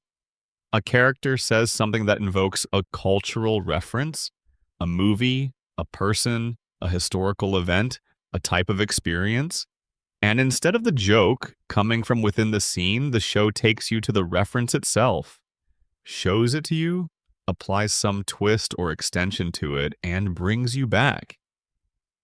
The reference is both the setup and the punchline. The audience's familiarity with the thing being referenced is the precondition for the joke working, which means the audience is implicitly being complimented for recognizing the reference. There is a small, pleasant hit of self-satisfaction that comes with getting a cultural reference in a joke. It is not exactly pride, but it is adjacent to pride. Family Guy delivered this hit repeatedly, across every episode, in rapid succession, and an entire generation learned to associate it with what humor felt like. The cognitive experience of watching Family Guy in your formative years trained the brain to expect and enjoy a specific kind of comedy, jokes that rely on shared cultural knowledge, jokes that move fast and do not wait for you to catch up, jokes that are built on incongruity between tone and content, between context and expectation, between what a character looks like and what they are saying. Humor that does not resolve into a moral or a lesson or a conventional emotional beat, but instead terminates in the pure satisfaction of the gag itself. These habits of humor became second nature to an entire generation because they absorbed them continuously over years through the mechanism of a show they watched obsessively and quoted constantly and used as a shared language among themselves. The quoting aspect of Family Guy is particularly important and particularly underappreciated as a cultural mechanism. When a show becomes quotable, when its lines enter the everyday speech of the people who watch it, something happens to the audience that goes beyond entertainment. The quotes become a social currency. Saying the right Family Guy line at the right moment in a conversation signals membership in a community of shared experience. It is a handshake. It is a declaration of a shared point of reference. It says we both know this thing, and our knowing it together means something about who we are and where we come from. The catchphrases that came out of Family Guy, the specific expressions, the recurring gags, the character tics that became shorthand for particular emotional states, these became part of the daily language of a generation in a way that is still audible today. Think about how the humor actually traveled. A kid in middle school in 2004 watches a Family Guy episode on Adult Swim at 11 at night, technically past his bedtime, on a television in a room where a parent might or might not be watching. He laughs at something Peter does. At school the next day, he tells a friend about it. The friend has also watched it or watches it the next night, and now they share the reference. They repeat the joke to other friends. The joke travels. It gets quoted in the hallway, at lunch, in the back of the bus. The specific rhythm of the joke, the setup line, the cutaway style, even if the physical cutaway cannot be reproduced in conversation, the punchline gets internalized. And slowly, the template of the joke becomes the template for how you tell jokes in general. How you structure a funny story. When you expect a punchline to arrive. What counts as a satisfying comedic turn. This is not a small thing. The way you learn to be funny comes from the funny things you are exposed to most frequently during the period when your aesthetic sensibilities are forming. For an enormous number of people who grew up in the first decade of the 2000s, Family Guy was among the most frequently encountered funny things in their daily experience. Not always on television in the conventional sense, but on screens of various kinds, in various contexts, at various hours of the day and night. The show was there in a way that shaped the humor of everyone who absorbed it. This cultural calibration had some benign effects and some less benign ones. On the benign side, it produced a generation of people who are very good at rapid-fire comedic timing, who have a well-developed sense of incongruity, who can recognize and deploy absurdist humor with fluency, and who tend to respond very well to the kind of self-aware referential comedy that shows like Arrested Development and 30 Rock and Community, and later Rick and Morty built their entire identities around. There is a through line from Family Guy's referential humor to the specific comedy culture of the 2000s. And it runs through the taste formation of the demographic that grew up watching both. On the less benign side, the show's casual approach to offensive humor, the way it would deploy jokes about race, gender, disability, sexuality, and religion, with the justification that equal opportunity offensiveness cancels out specific harm, normalized a mode of humor that treated sensitivity as a punchline. The defense was always the same. We make fun of everyone, so no one group is being targeted. But the specific mechanics of humor do not really work that way. Who tells the joke and who is the butt of the joke and who is in the room laughing at the joke are all factors that a simple claim of equal opportunity neutrality cannot fully account for. A generation that absorbed Family Guy's humor also absorbed its implicit argument that shock and offensiveness were inherently funny, that the discomfort of the audience was itself a form of comedy, and that a joke's claim to be satirical was sufficient protection against charges that it was actually harmful. This is not an indictment. It is an observation. Family Guy was not malicious in its humor. It was usually trying to satirize the things it depicted, even if the satirical intent did not always survive contact with the actual content of the jokes. But the effect on a generation's sensibility was real.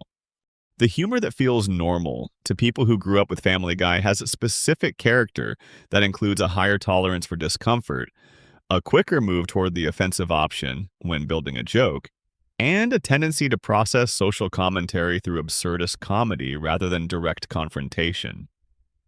These are not exclusively bad traits, but they are traceable traits, and Family Guy is where a lot of them were acquired. There is another dimension to how Family Guy shaped a generation's humor that goes beyond the content of the jokes and into the structure of comedic expectations. The show trained its audience to expect comedy to be abundant. In a standard Family Guy episode, the density of attempted jokes is considerably higher than most live-action sitcoms. This is partly a function of the animated format. Animation can accomplish visual gags that live-action cannot without expensive special effects.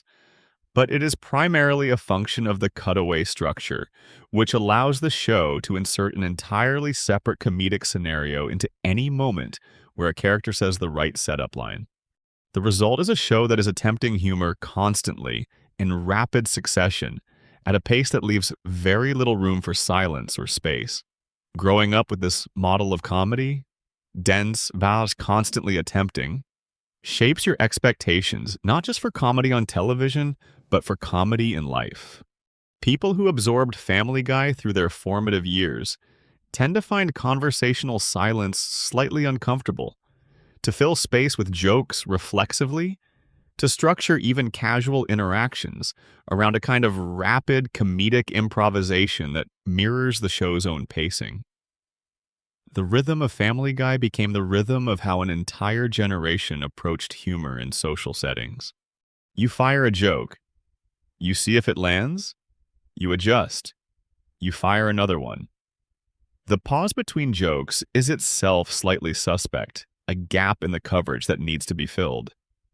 This has implications for the kind of comedy that emerged from the generation that grew up with the show.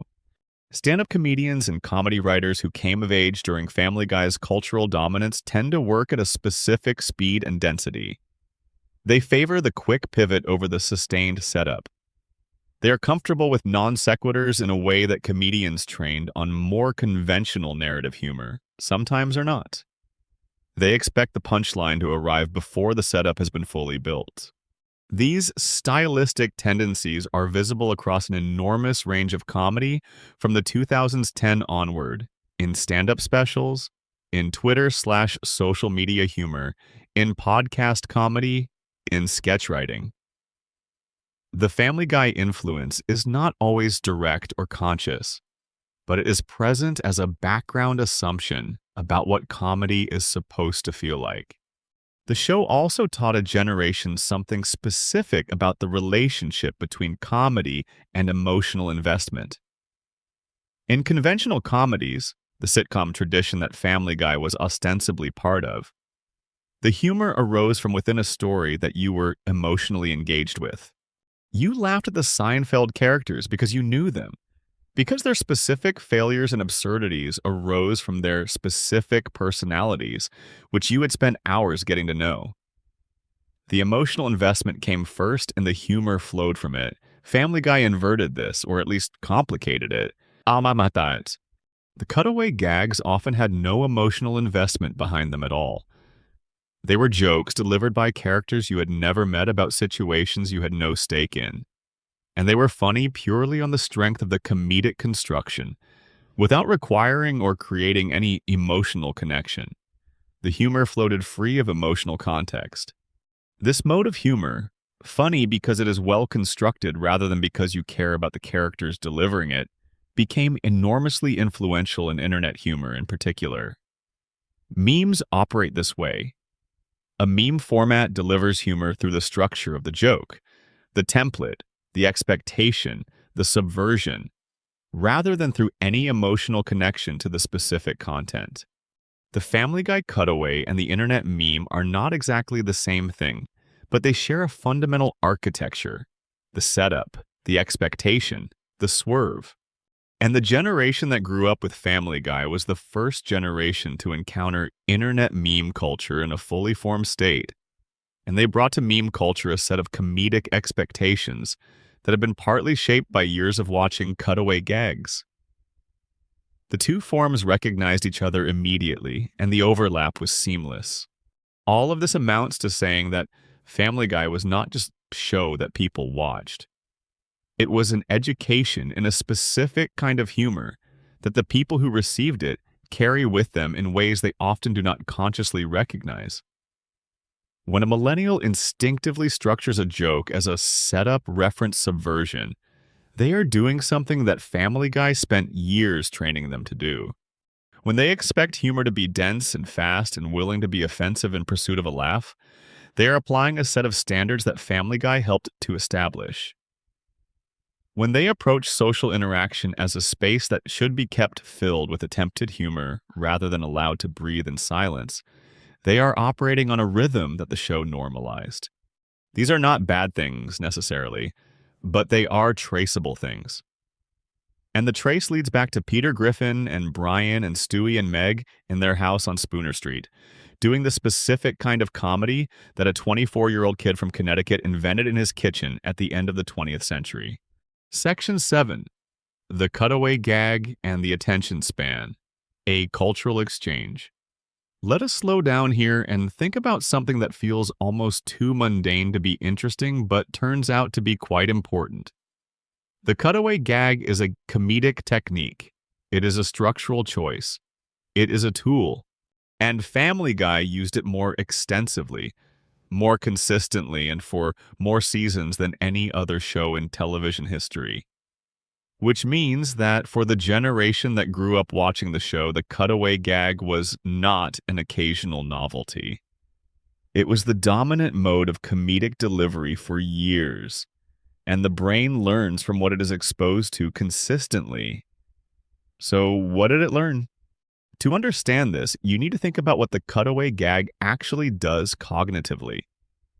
When a character says a setup line and the show cuts away to a different scene, the viewer's attention is pulled out of the main narrative and deposited in a completely different context. They have to reorient. They have to process new information, new characters, new setting, new situation. They process the joke within that new context, laugh or do not laugh, and then the show cuts back to the main narrative and they have to reorient again. This is happening multiple times per episode, sometimes as frequently as once every 2 or 3 minutes in the later seasons. The viewer is being trained to process content in short, discrete chunks, to experience narrative not as a continuous thread, but as a series of interruptions that occasionally add up to something. This training happened at exactly the moment when another set of technologies was beginning to do something very similar to people's attention through a completely different mechanism. The internet in 2005, 2006, 2007, the era when Family Guy's post-revival cutaway dependency was fully established, was just beginning its transformation from a text-dominated medium to a video-dominated one. YouTube launched in 2005, the same year Family Guy came back. The clip culture that YouTube enabled was structurally extremely similar to what Family Guy was already doing on television. Short, self-contained pieces of content. No requirement to have seen what came before or to stay for what came after. The joke, the moment, the clip. These were the unit of consumption, not the episode, not the season. Family Guy clips thrived on early YouTube in a way that was not coincidental. The cutaway gags were perfect for clipping because they were already written as self-contained units. You did not need to know the episode they came from to understand them. You could watch a 30-second Family Guy cutaway with no context whatsoever and get the joke completely. This made them ideal content for a platform built on viral sharing of short clips, and enormous numbers of them circulated widely in the 2006 to 2010 period. YouTube was technically supposed to be removing copyrighted content, and Fox was technically supposed to be preventing this, but the enforcement was inconsistent, and the spread was enormous. Family Guy was one of the most watched shows on YouTube during this period through clips that were technically unauthorized uploads. What this created was a feedback loop. Family Guy's format produced content that was ideal for viral clip culture. Viral clip culture normalized a mode of consuming content in short, interruption-friendly chunks. This normalization of chunked content consumption shaped the audience's expectations, not just for comedy, but for all media. And as the audience's appetite for chunked content grew, shows like Family Guy responded by producing even more of it, leaning harder on the cutaway format, making the cutaways longer and more elaborate, as if trying to compete with the internet on the internet's own terms, rather than producing the kind of sustained narrative that television had always done better. The researchers and psychologists who have studied attention span changes in the digital era are not primarily blaming Family Guy, obviously. The forces shaping human attention in the 21st century are numerous and complex and technological and economic and social all at once.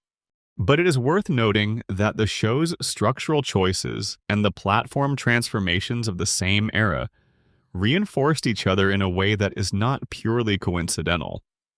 Family Guy helped teach a generation that it was normal to have the narrative interrupted frequently. The internet then extended that expectation to all content, and the generation that absorbed both is now the generation that produces the media landscape we live in. A landscape defined by short clips, rapid cuts, split-screen content, and an almost physical discomfort with long stretches of uninterrupted narrative. This becomes most visible in the phenomenon of sludge content, the split-screen TikTok videos that pair Family Guy episodes with Subway Surfers gameplay, ASMR clips, or other attention-catching video in the second panel. This format emerged primarily in 2022, when TikTok's split-screen feature gave creators a tool to bypass copyright restrictions by pairing copyrighted TV footage with unrelated content that changed the nature of the upload enough to avoid automated detection. The result was something peculiar.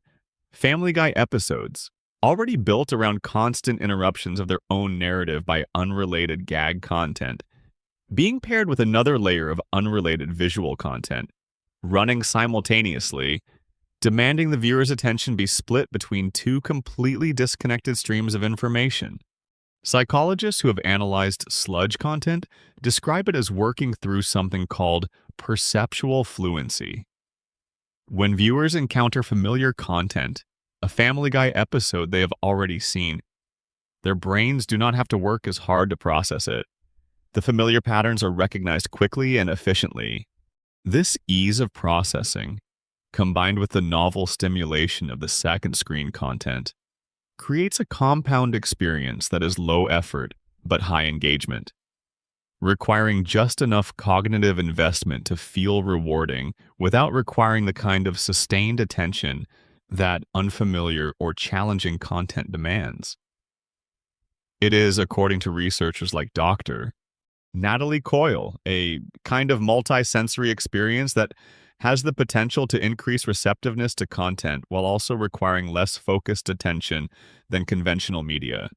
Whether this is good for the human brain is a question that remains actively debated. Dr. Gloria Mark, whose research tracks average human attention spans over time, found that between 2004 and recent years, average attention spans dropped from about 2.5 minutes to approximately 47 seconds. Multiple factors contributed to this, and it would be both inaccurate and unfair to assign responsibility primarily to any single show or platform. But the cultural relationship between Family Guy's format, internet clip culture, and the attention span changes of the digital era is not nothing. The show was not causing these changes in the way that a pathogen causes disease, but it was part of the same current, contributing to and being shaped by a broader shift in how human beings process entertainment, moving away from sustained engagement with a long narrative and toward the moment-to-moment pleasure of the interrupted, multi-textured, attention-switching mode of consumption that now defines enormous amounts of how content is made and watched. There is a specific generational tell that people who grew up with Family Guy tend to exhibit in conversation, and it relates directly to the cutaway structure. The tendency to interrupt a story with a tangential reference before returning to the main narrative, what might be called conversational cutawaying, is extremely common in the demographic that absorbed the show during formative years. You are telling someone about something that happened, and in the middle of telling them, you pause to note that it reminds you of something unrelated. You briefly describe the unrelated thing, and then you return to what you were saying. This is structurally a verbal cutaway gag. It is not something that the people who do it consciously learned from Family Guy. It is something they absorbed so thoroughly that it became part of the natural rhythm of how they tell stories. The prevalence of this conversational style in the millennial generation has been noted and sometimes criticized by the generations on either side of them. Older people who find it disorganizing and hard to follow, younger people who find it a slightly dated form of quirk. But it is deeply ingrained in the people who have it because it was ingrained during the period of maximum neurological plasticity, when the patterns of communication and humor were being laid down. Family Guy set a template for narrative rhythm during that window, and the template stuck. The parallel development of internet communication styles during the same period reinforced what Family Guy was doing. Early internet humor, message boards, IRC, the proto-meme culture of Something Awful, and 4chan and early Reddit operated on principles very similar to the cutaway gag. The non sequitur, the unexpected reference, the joke that arrived from an angle the surrounding conversation did not predict, these were the valued moves in early internet comedy. The people who were most fluent in Family Guy's humor were also, typically, the people who were most fluent in early internet humor. The two literacies developed in parallel and reinforced each other, creating a comedic sensibility in a generation that was uniquely adapted to the specific rhythms of the attention economy that was forming around them. This is why the current state of media, the TikTok landscape, the sludge content, the split-screen format, does not feel to many people in that generation as jarringly alien as it might to people who grew up with different media habits. The current landscape is an extreme version of something that was already in the water when they were growing up. Family Guy had already introduced them to the idea that entertainment could be pleasurably interrupted, that the main narrative did not need to be the only thing happening at any given moment, that fragmentary consumption was a valid and rewarding mode of engagement. TikTok did not invent these ideas. It accelerated and intensified them. But the ground had been prepared earlier, partly by a cartoon in Rhode Island with a talking dog and an evil baby and a round-headed man who fell downstairs. There is something worth sitting with in the specific irony that Family Guy, a show built on the principle of constantly interrupting its own narrative, became one of the most common pieces of content used to fill the secondary panel of videos specifically designed to provide additional interruption to the primary content being watched. The show was built around distraction from within. It is now used as distraction from without. The cutaway has metastasized.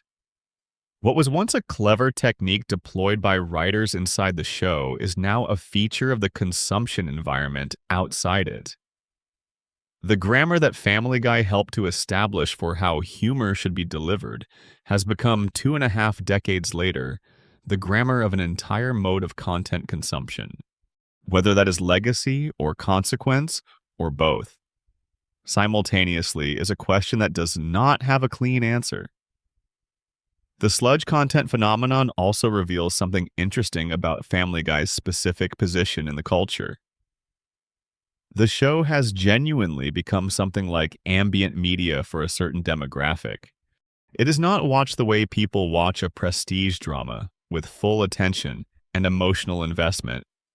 It is watched the way people have the radio on, present, familiar, providing a steady background rhythm of jokes and voices, and the specific quality of the show's world. The faces and the voices and the rhythm are so familiar to people who grew up with it that encountering them requires almost no cognitive ramp-up time.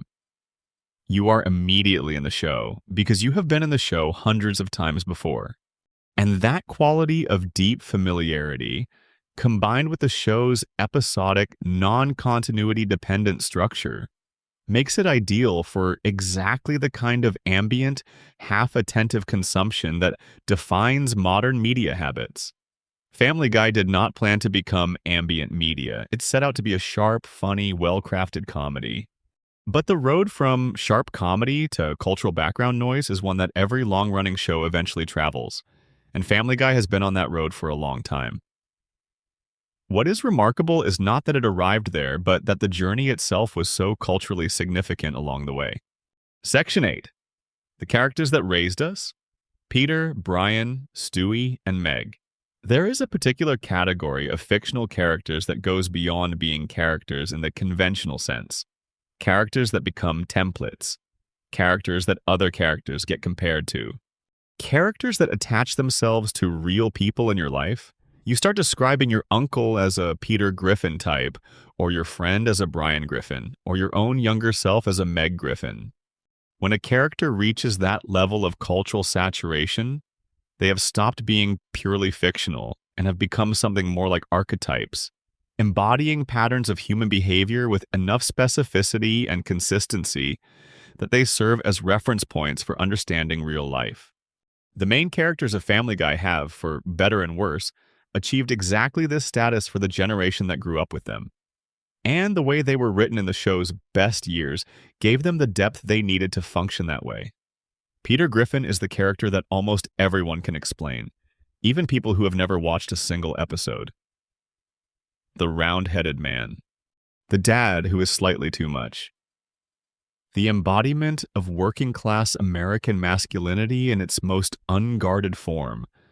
Opinionated beyond his knowledge. Physical beyond the situation's requirements. Loyal in ways that sometimes manifest as catastrophic interference. In the early seasons, Peter's stupidity was written as a specific, textured kind of stupidity that is much harder to write than it sounds. He was not just generically dumb. He was dumb in ways that were rooted in a specific character, a man who had never been asked to examine his assumptions and so had never developed the habit, who charged through the world on instinct and enthusiasm and got things wrong in the particular way that unexamined certainty always gets things wrong. But he loved his family in a way that was genuine and not ironic. When Peter cried, it was funny, and it was also real. When he apologized, the apology meant something. He was a man with a big, clumsy heart that he managed to break repeatedly by accident. And the show's best early episodes made you feel the whole thing, the comedy and the heart simultaneously. Brian Griffin is the character that the show's creators have said most directly represents Seth MacFarlane himself.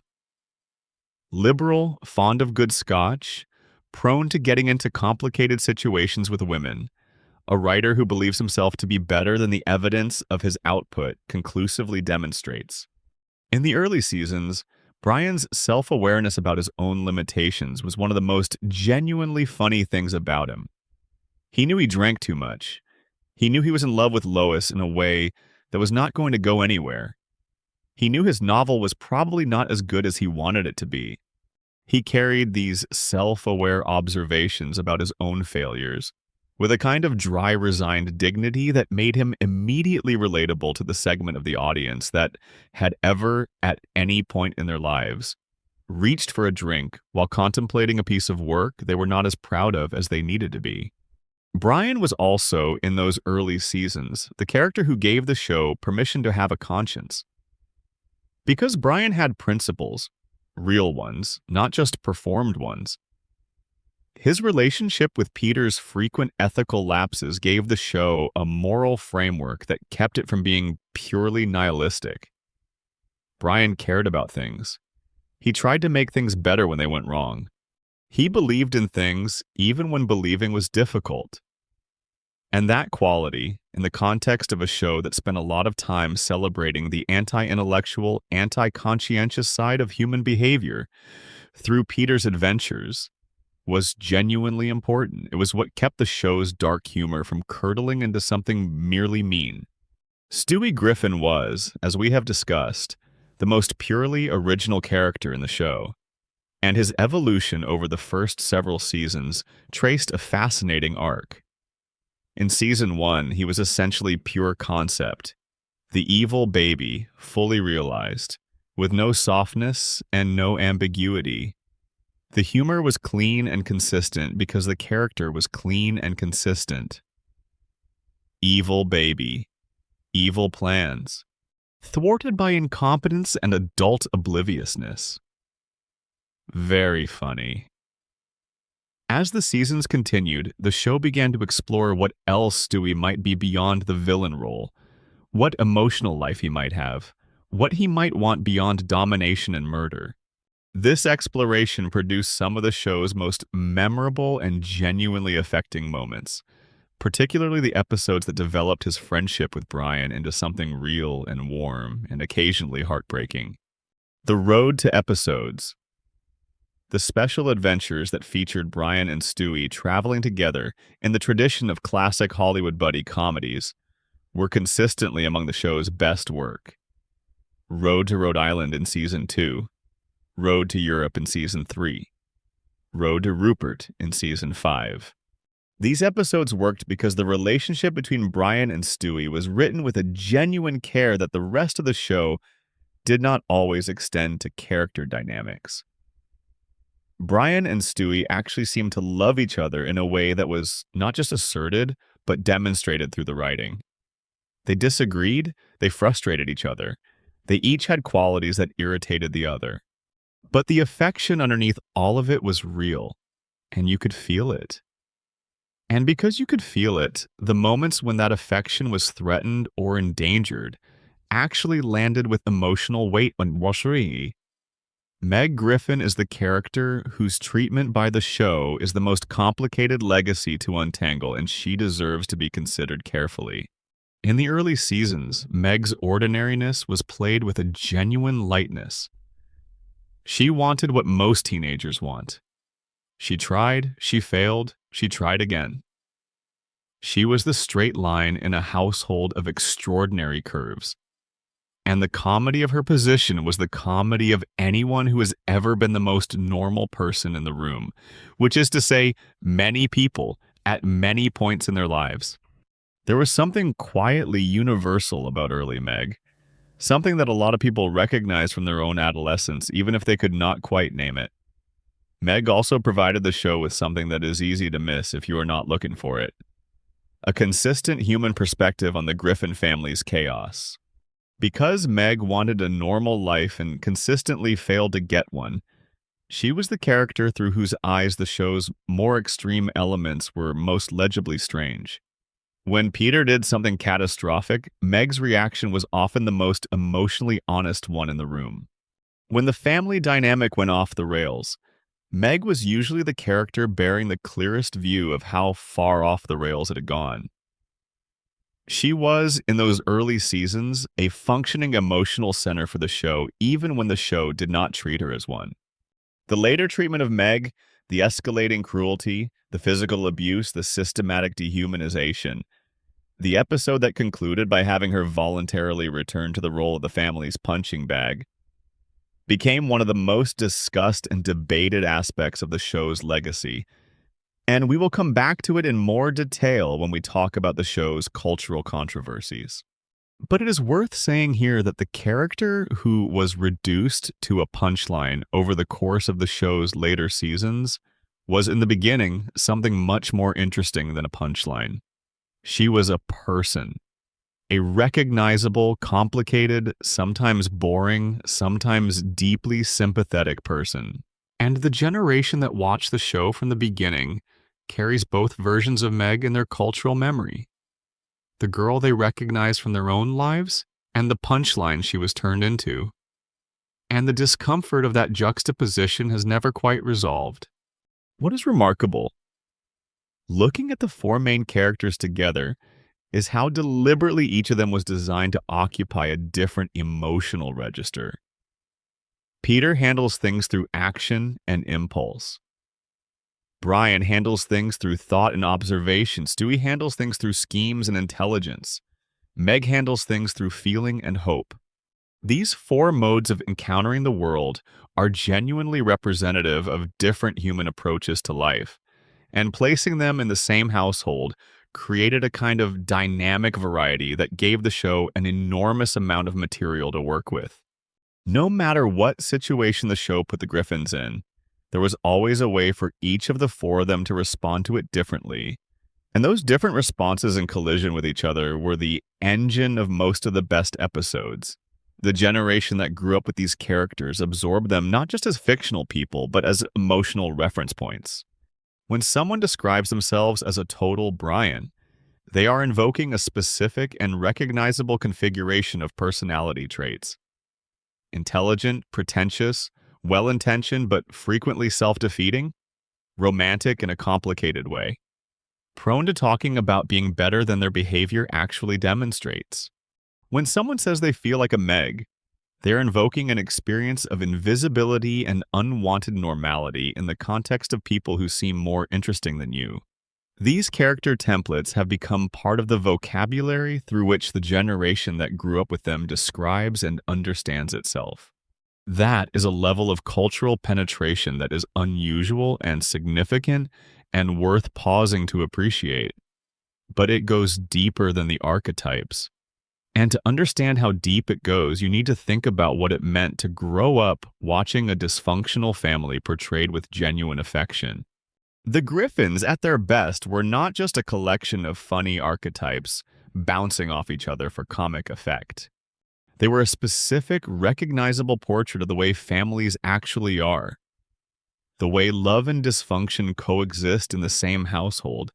The way people who know each other too well manage to both infuriate and sustain each other. The way the gap between what a family aspires to be and what it actually is generates most of the texture of daily life. In the early seasons, Family Guy understood this in a way that made it not just funny, but resonant. The laughter had something underneath it, something true. For children who watched the show, and enormous numbers of children watched it despite the TV-14 rating, the Griffins offered something that children's programming was not offering. A model of family life that was honest about its own failures.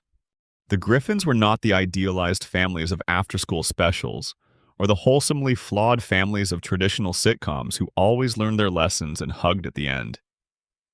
They were messy in ways that felt real. They failed each other repeatedly and with specific, recognizable patterns. They loved each other imperfectly and unevenly and with a consistency that the imperfections somehow did not undermine. For kids whose own families were messy in their own ways, the Griffins were a strange kind of comfort. A confirmation that messiness was not exceptional, that all families contained versions of what the Griffins were, and that the messiness did not negate the love. This is a profound thing for a comedy to communicate, and Family Guy communicated it most clearly in the seasons before the character changes, accumulated enough to shift the emotional core of the show. The later transformation of Peter from a lovable idiot into something closer to a genuine monster, the escalation of Meg's treatment from benign neglect to active cruelty, the erosion of the family's warmth into a kind of mutual tolerance. All of these changes meant that what the show was communicating to its audience shifted over time. The comfort of imperfect but genuine love gave way to something colder. And the children who had found that comfort in the early seasons, and who continued watching as the show changed, absorbed the change without necessarily articulating what they were losing. The complexity of the character of Lois Griffin is worth spending a moment on, because she tends to get less attention than the others, despite being central to the show's emotional logic. In the early seasons, Lois was written as a genuinely complex person, someone who had given up a certain kind of privilege and security to build a life with a man she loved, despite recognizing his limitations clearly. Her patience with Peter was not the patience of someone who did not see what was happening.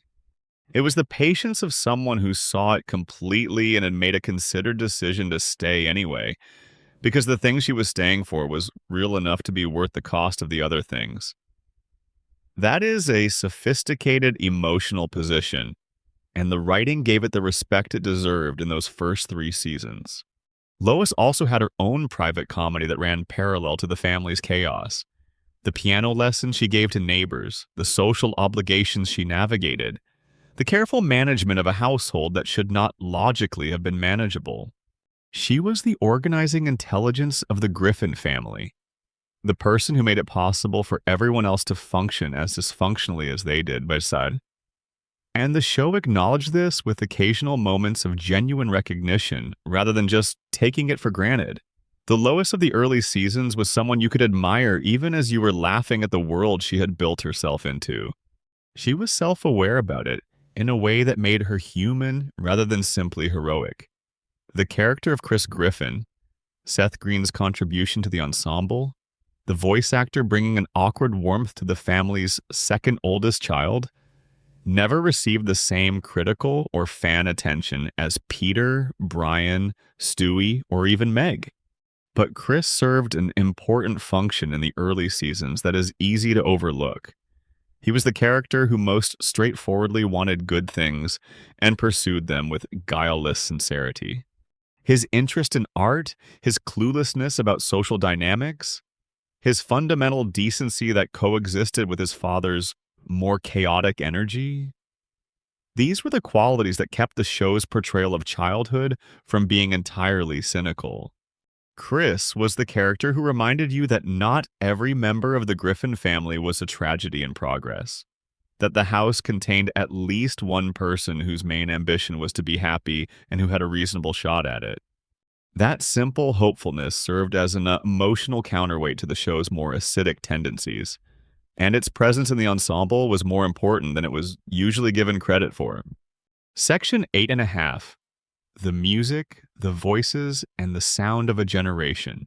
One aspect of Family Guy's cultural legacy that deserves its own consideration is the role of music and voice performance in the show's identity. Family Guy was, from the very beginning, a show that took its music seriously in ways that distinguished it from most animated comedies. The original score, composed largely by Walter Murphy, used a full orchestral palette that gave even the silliest situations an inappropriate grandeur that was itself funny. The theme song, performed in the first episode by Seth MacFarlane himself, a small group jazz arrangement that evoked the golden age of American television variety shows, established immediately that this was not a show trying to blend into the contemporary television landscape. It was sonically doing something archaic and doing it on purpose. The show's musical sequences were among its most distinctive features. Family Guy produced original songs in enormous numbers: comic songs, romantic songs, parody songs, pastiches of Broadway musicals, and pop ballads and jazz standards. These songs were taken seriously as musical productions. The arrangements were elaborate. The performances were skilled. Seth MacFarlane, who had received vocal training from a couple who had also worked with Frank Sinatra, brought genuine musicianship to his character performances in a way that elevated the musical material from novelty to something more durable. The show won an Emmy for Outstanding Music and Lyrics in 2002 for the song You've Got a Lot to See from the episode Brian Wallows and Peter Swallows, and the award was deserved. It was a genuinely well-crafted piece of musical comedy writing. The show's musical sensibility influenced an entire generation's awareness of a specific kind of entertainment. The Broadway-inflected, big band-influenced, classically American musical comedy tradition that predated rock and roll and which had largely retreated from popular culture by the time the show premiered. Through Family Guy, millions of young viewers encountered barbershop harmonies, Frank Sinatra-style crooning, Gilbert and Sullivan-style comic operetta, big band arrangements, and the specifically American tradition of the musical comedy number delivered with theatrical commitment in an unexpected context. The show's music department and McFarland's own musical gifts meant that these encounters were often genuinely good. Not pastiches that understood the form from the outside, but renditions that knew what they were doing from the inside. The voice performances deserve extended attention as well, because they're among the most technically accomplished in the history of animated television. Seth MacFarlane voices Peter, Brian, Stewie, and Quagmire in the show. 4 completely distinct vocal personalities maintained simultaneously across hundreds of episodes. Peter is based on a working-class New England accent MacFarlane heard from a security guard at RYSD. Brian is close to MacFarlane's own speaking voice. Relatively neutral American, educated sounding, with a dry quality that suits the character's self-presentation as a sophisticated person. Stewie is based on Rex Harrison's Professor Higgins in My Fair Lady, a precise, vowel-perfect British received pronunciation accent with a formality and precision that sells the character's ridiculous aristocratic pretensions. Quagmire is a voice MacFarlane has described as drawing on 1950s-era lounge lizard characters, a specific cadence and rhythm that conjures a particular era of American masculinity. The discipline required to maintain 4 completely distinct vocal identities, to switch between them instantly, to sustain each one across thousands of lines of dialogue recorded over decades. This is a remarkable technical achievement that does not always get the recognition it deserves. Alex Borstein's Lois, Seth Green's Chris, and Mila Kunis's Meg complete an ensemble that is vocally consistent in a way that is not automatic and is not easy. The audience learns these voices the way you learn the voices of people you know. Immediately, deeply. Where the sap time die high in the Danny. Yea, die back. Another side me bandish. Check that me bad side me man dead. Pie not.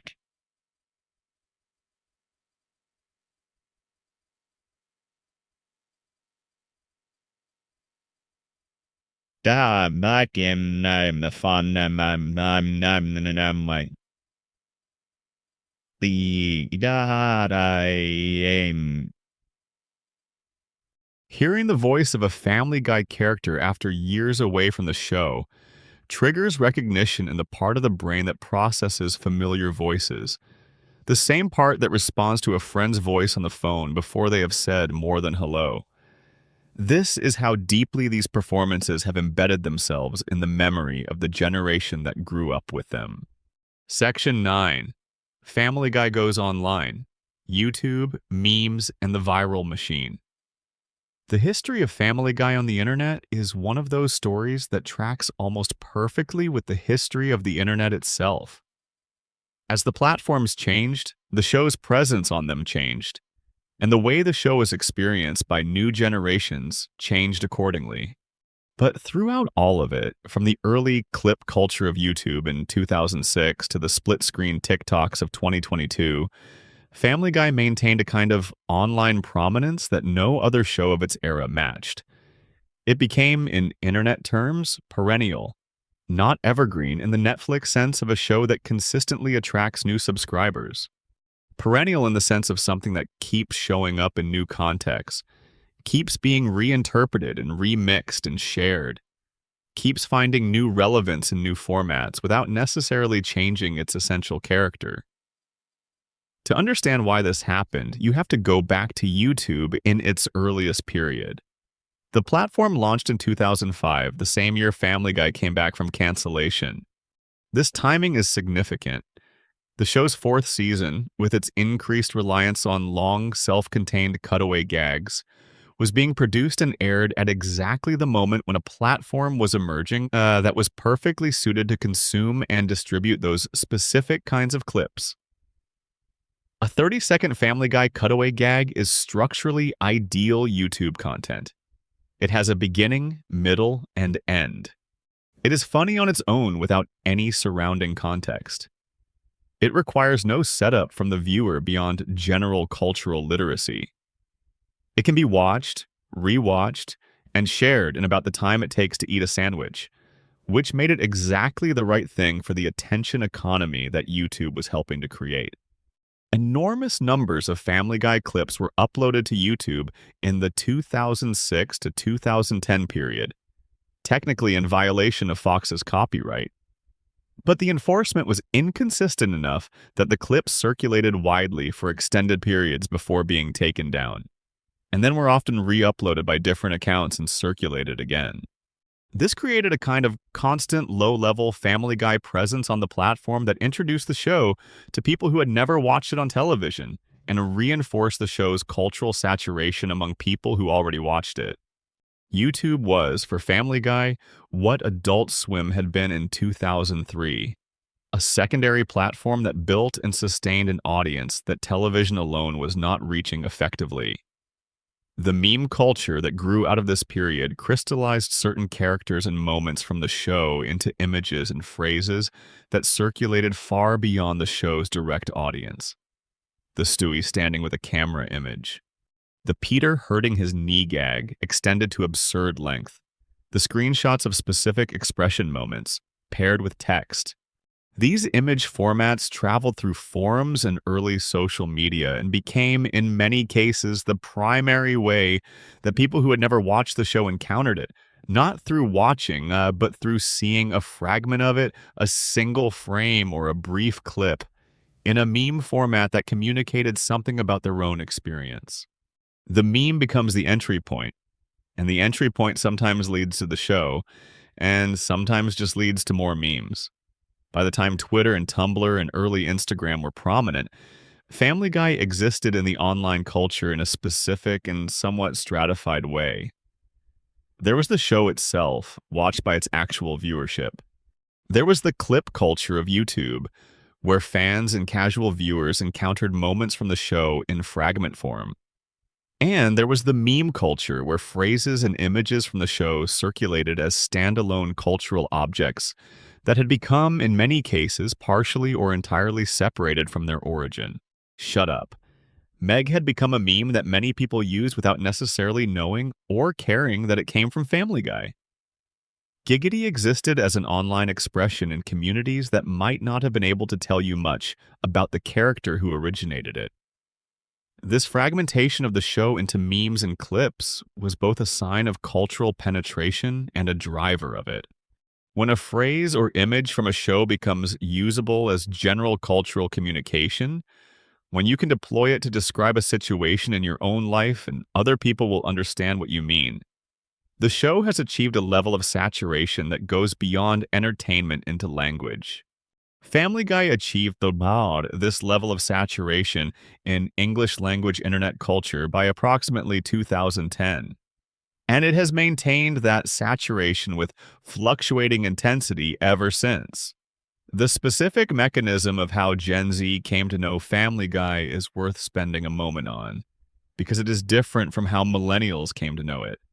Millennials and the older edge of Gen Z typically encountered the show directly, watching it on Fox or on Adult Swim or on DVD or in the early YouTube clip era. They encountered it as a show first and as a meme phenomenon second. For younger Gen Z and the oldest edge of Gen Alpha, the encounter often happened in reverse. The memes and clips came first. The awareness of Family Guy as a television show with episodes and seasons, and a narrative came later, if at all. The show's reputation arrived ahead of the show itself, carried by the fragments that had circulated online. Know Your Meme has documented the specific genealogy of how Family Guy became central to what it calls the TikTok pipeline, the specific pathway by which people encountered the show on social media before ever having watched an episode on television. According to their research, the foundation was laid beginning around 2016, when YouTube creators discovered that uploading full Family Guy episodes under misleading titles, framing them as compilations or collections of moments rather than complete episodes, tended to avoid copyright detection long enough to accumulate significant viewership. This was legally problematic in ways that the creators were fully aware of and chose to disregard. And Fox was inconsistent in pursuing it.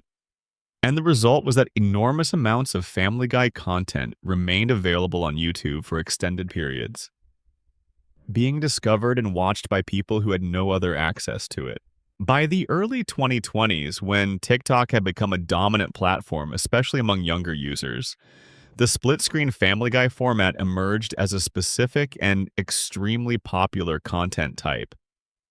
A Family Guy episode ran in the top portion of the screen.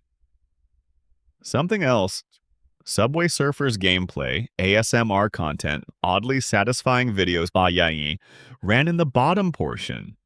The combination was, technically, a copyright workaround. The addition of original content to the copyrighted TV footage changed the nature of the upload enough to complicate automated detection. But it was also, as researchers began to note, a format that had its own psychological logic. The split screen created an experience of simultaneous stimulation at two different levels of cognitive demand. The Family Guy content was familiar and low effort to process. The gameplay or ASMR content was novel and slightly more demanding. Together, they created what researchers called a multi-sensory dopamine drip, a compound experience that held attention through the layered stimulation without requiring the sustained, focused engagement that challenging content demands. The Wikipedia entry on sludge content, the academic/cultural term that emerged for this format, notes that Family Guy is among the most common television episodes used in split-screen content, alongside other adult animation. This is not accidental. Family Guy's specific format, short, self-contained gag units, familiar but not requiring continuous attention, comfortable as ambient audio, makes it uniquely suited to the sludge content framework. You do not need to watch it closely. You can let it run in the background while your eyes drift to the Subway Surfers gameplay. You will still catch enough jokes to enjoy it, because the jokes are designed to be catchable even in peripheral attention. The show was, without knowing it, built for this mode of consumption. The cultural significance of the TikTok pipeline is that it introduced a new generation to Family Guy in a way that bypassed the experience of watching it as a show. For the youngest users encountering Family Guy through sludge content, the show is experienced primarily as a source of audio-visual texture, a familiar sound, a recognizable face, a reliable rhythm of jokes, rather than as a series of stories with characters and arcs. This is a fundamentally different relationship to the show than the one its original audience had, and it has interesting implications for what Family Guy means culturally going forward. Section 9.5. Seth McFarland. Steps back, what happens when a creator leaves. There is a pattern that shows up consistently in the history of long-running creative works. The person who created the thing is the person who understood it most precisely, who had the clearest sense of what it was supposed to be, where the lines were when something had gone too far or not far enough. When that person steps away, the thing continues in their absence, but the invisible standards that their presence enforced begin to drift. Not dramatically, not all at once, but gradually, in the accumulation of small decisions that no one person makes badly, but that collectively move the work somewhere the creator might not have chosen to go. This is what happened with Family Guy after Seth MacFarlane stepped back from active creative involvement around 2010 and 2011. He has stated in interviews, including a 2017 Reddit Ask Me Anything session, that he had not written for the show since 2010, having shifted his focus to production oversight and voice acting. The show running duties moved to Rich Appel and Alex Sulkin, who had both been with the show for years and knew its world intimately. They were not bad at what they did, but there is a difference between knowing a show and being the person who invented it. And that difference is most visible in the specific texture of risk assessment. The judgment call about whether a particular joke has gone too far, whether a character choice feels true to the person they originally were, whether the show is maintaining the balance that made it worth watching in the first place. McFarlane's departure from active creative involvement coincided with the period in which many of the show's most discussed quality issues became most pronounced. The escalating cruelty toward Meg, the increasingly hollow selfishness of Brian's character in his worst episodes, the drift of Peter from an oblivious but loving father to something that functioned more like an actively malign force in his family's life. These changes did not happen because anyone set out to make them happen. They happened through the accumulated momentum of creative decisions made over many seasons, without the original creative authority present to say stop. What is interesting about McFarlane's specific form of departure is that he remained present enough to prevent the show from feeling completely abandoned. He was still in the recording booth, still voicing Peter and Brian and Stewie and Quagmire for every episode. His voice was still the voice of the show in the most literal sense. But his creative judgment, his sense of the character's limits, his instinct for when the show was trading warmth for cheap shock, was no longer the organizing principle of the writer's room. The voices stayed. The vision was diluted. McFarlane's ambivalence about his continued relationship with the show became more public over time. His 2021 social media comments expressing frustration with Fox and comparing his relationship with the network to a failing marriage were notable not just for their candor, but for what they revealed about how he thought of the show by that point. He was not describing a creative project he was passionately invested in. He was describing a contractual obligation to a network he had grown to find politically and culturally uncomfortable. The show had become, at least in part, the thing that kept him tethered to an institutional relationship he wanted to exit. In April of 2024, McFarland gave an interview about the show's future in which he said he did not see a good reason to stop making it, citing the happiness it gave audiences and the funding it provided for environmental conservation causes through organizations like Rainforest Trust. He described the show as having reached what he called escape velocity, a state of momentum in which the scale of what had been built makes stopping feel more costly than continuing. He framed the continued production in terms of financial utility and audience demand rather than creative passion. There was no mention of stories he was eager to tell or directions he was excited to explore. The show was running because it could and because the economics supported it, not because its creator had an urgent artistic vision for where it should go next.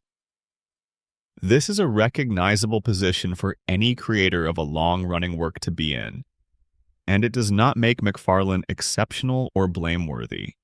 25 years is an enormous amount of time to maintain passionate investment in any project, and the specific circumstances of his relationship with Fox complicated whatever creative enthusiasm might otherwise have survived that long. But it is worth noting, when considering the shape of the show's legacy, that the Family Guy of the 2000s and 2000s was produced under fundamentally different creative circumstances than the Family Guy that changed a generation. The show that those people carry in their memories was made by someone who cared about it with the full intensity of someone who had just made the most improbable thing possible. An animated show created alone in a kitchen that had somehow made it to television and was somehow working.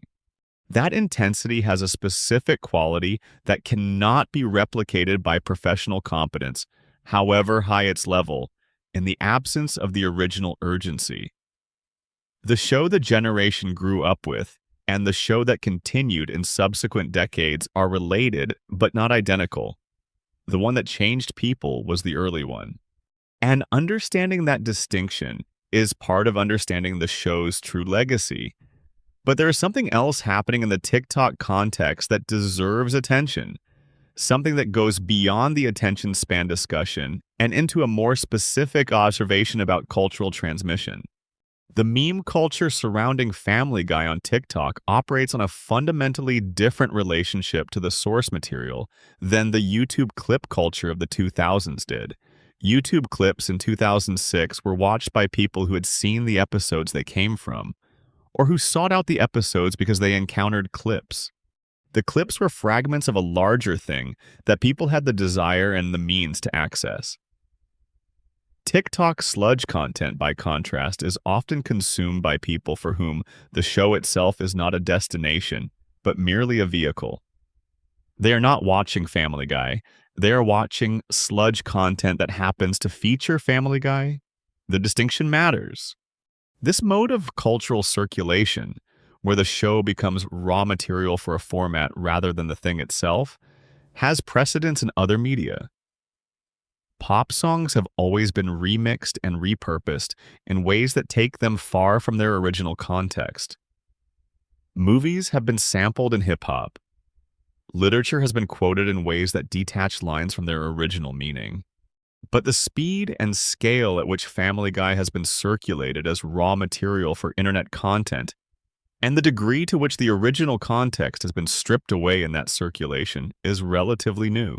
A 13-year-old who encounters Family Guy primarily through TikTok sludge content in 2025 has a genuinely different cultural relationship to the show than a 35-year-old who encountered it through watching episodes on Adult Swim in 2003. Both of them know Family Guy, but they do not know the same Family Guy. This raises an interesting question about continuity of cultural meaning. Is the Family Guy that exists in the TikTok ecosystem the same cultural object as the Family Guy that exists in the memory of people who grew up watching it? In one sense, clearly yes. The characters are the same, the voices are the same, the animation style is the same. In another sense, perhaps not entirely. The meaning of a piece of media is partly constituted by the context in which it is encountered and consumed. Family Guy encountered at midnight on Adult Swim in 2004 by a 16-year-old who was supposed to be asleep carries a different set of meanings and associations than Family Guy encountered in a split-screen TikTok video alongside Subway Surfers gameplay in 2024 by a 13-year-old scrolling through their For You page on a Wednesday afternoon. Both are Family Guy, but they are not having exactly the same experience of it. This is not a lament. It is an observation about how cultural objects evolve as they age and as the media ecology around them changes. Family Guy has survived long enough to undergo several distinct phases of cultural meaning, and the sludge content phase is simply the most recent. What will come after it is impossible to predict. But the show's ability to persist across these phases, to remain a relevant piece of raw material for each new generation's media habits, even as the mode of consumption changes entirely, suggests something fundamental and durable about the show's cultural DNA. It has something, the voices, the rhythm, the specific combination of familiarity and humor, that makes it available for repurposing without losing its essential recognizability. That is a quality that is vanishingly rare in any long-lived piece of media. Section 10. The controversies that made it famous. Family Guy without controversy would be a completely different show. It would, in fact, be almost unrecognizable because the controversies were not incidental to the show's identity. They were constitutive of it. The show's willingness to go to places that other shows would not go. to make jokes about things that were considered off-limits, to treat sacred cows not just with irreverence, but with a kind of comic aggression, was what distinguished it from the primetime animation that preceded it and what drew the specific audience it drew. Understanding what Family Guy meant to the generation that grew up with it requires understanding the controversies, because for many people in that generation, the controversies were part of why they were watching. The Parents Television Council had Family Guy on their list of worst primetime shows for family viewing in 2000, 2005, and 2006, among other instances. The Federal Communications Commission received hundreds of complaints about the show in its early years, with organizations filing formal petitions asking that the show be blocked from broadcasting. None of these efforts succeeded, and each of them generated publicity that functioned in the specific and well-understood logic of controversy as advertising. People who heard that a cartoon was being protested by a family values organization often became curious about what was in that cartoon. Some of them watched it. Some of them became fans. The show's approach to religion was among the most consistently provocative aspects of its content. Family Guy made fun of Christianity, Judaism, Islam, Hinduism, Scientology, and virtually every other organized faith with a kind of systematic thoroughness that no single target approach could have matched. The jokes were not always well crafted. Some of them were crude in the simple sense of being coarse without being clever. But the commitment to equal opportunity offensiveness on religious topics established something important about the show's identity. It did not exempt any cultural institution from ridicule. In the early 2000s, this felt genuinely transgressive in American television, where the implicit rules about what you could and could not mock had been stable for years.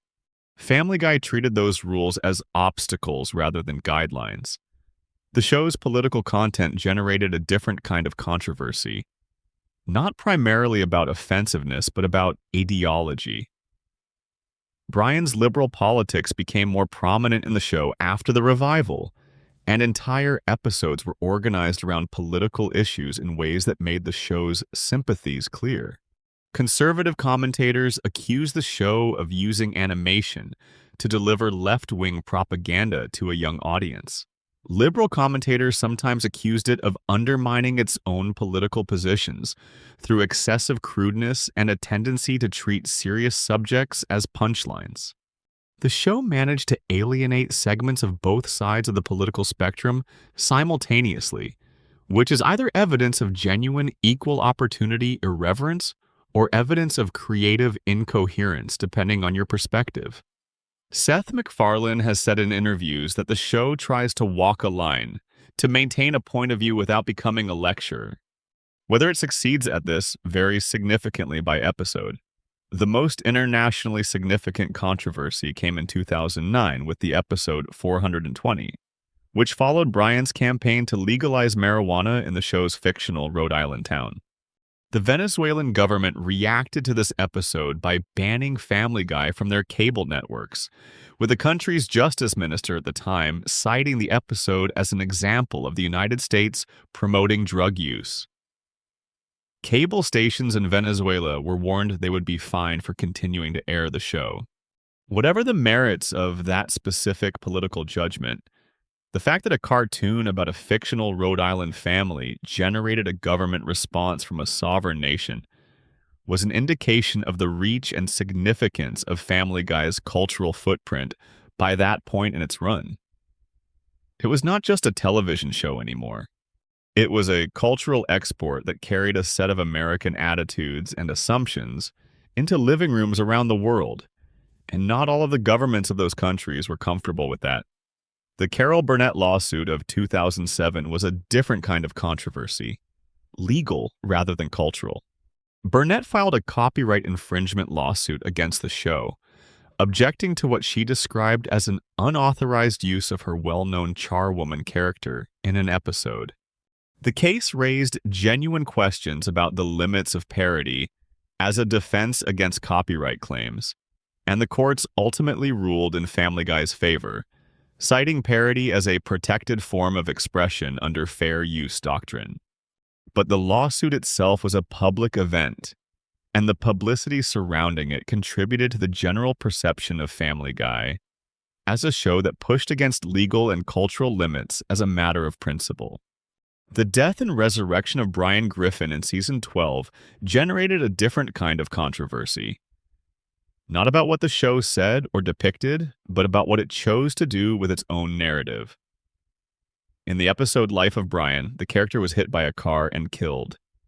The show treated this as a genuine, emotional event. The Griffin family mourned. Stewie was devastated. A new dog named Vinny, voiced by Tony Sirico, was introduced as Brian's replacement. The response from fans was enormous. Social media trending, national news coverage, emotional responses that suggested many viewers had invested considerably more in the character than a simple animated dog might be expected to justify. And then 2 episodes later, in the Christmas episode, Stewie used his time machine to prevent Brian's death, and everything was reversed. The critical and fan response to this reversal was largely negative. The consensus was that killing Brian and then immediately undoing the death was a ratings manipulation. A stunt designed to attract attention and viewership without any intention of following through on the narrative consequences. The lack of follow-through retroactively made the death feel like a trick rather than a story development. And the emotional investment that viewers had made in Brian's death felt, in retrospect, like it had been solicited under false pretenses. The controversy was not about the death itself, but about what the reversal revealed about the show's relationship to its own storytelling. A willingness to use emotional manipulation as a tool for generating engagement without any corresponding commitment to honoring that engagement through sustained narrative consequence. For the generation that grew up with Family Guy, the show's controversies became part of its cultural biography. Not just things that happened around the show, but things that were part of what the show was. Watching Family Guy was, for many people in that generation, a slightly transgressive act. Something that parents were not necessarily comfortable with. That morality watchdogs were actively campaigning against. That contained humor that you were supposed to find offensive, or at least feel slightly guilty about finding funny. The transgression was part of the appeal. And the controversies that the show generated, each one refreshing the sense that this was a show that operated outside the comfortable middle of American television, sustained that sense of transgression through an entire generation's adolescence. There's something that happens in the formation of cultural identity when you are adolescent and you encounter a piece of media that adults are actively trying to take away from you or restrict access to. You identify with it more strongly. The thing that is being restricted becomes the thing that represents you. Your taste, your autonomy, your right to decide what you find funny and what you think is appropriate for yourself to consume.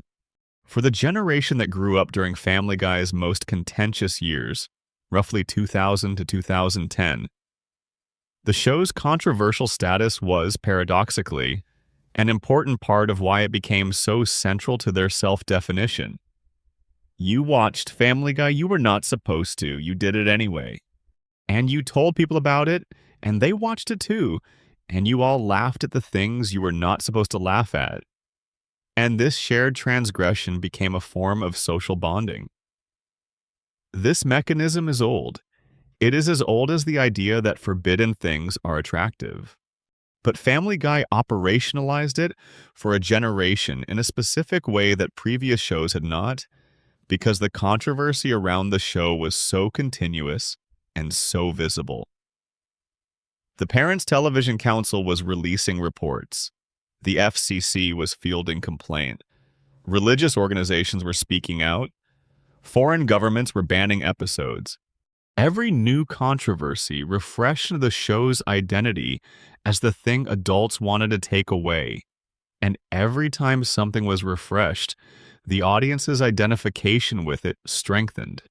The academic examination of Family Guy's humor has produced some interesting and occasionally uncomfortable findings.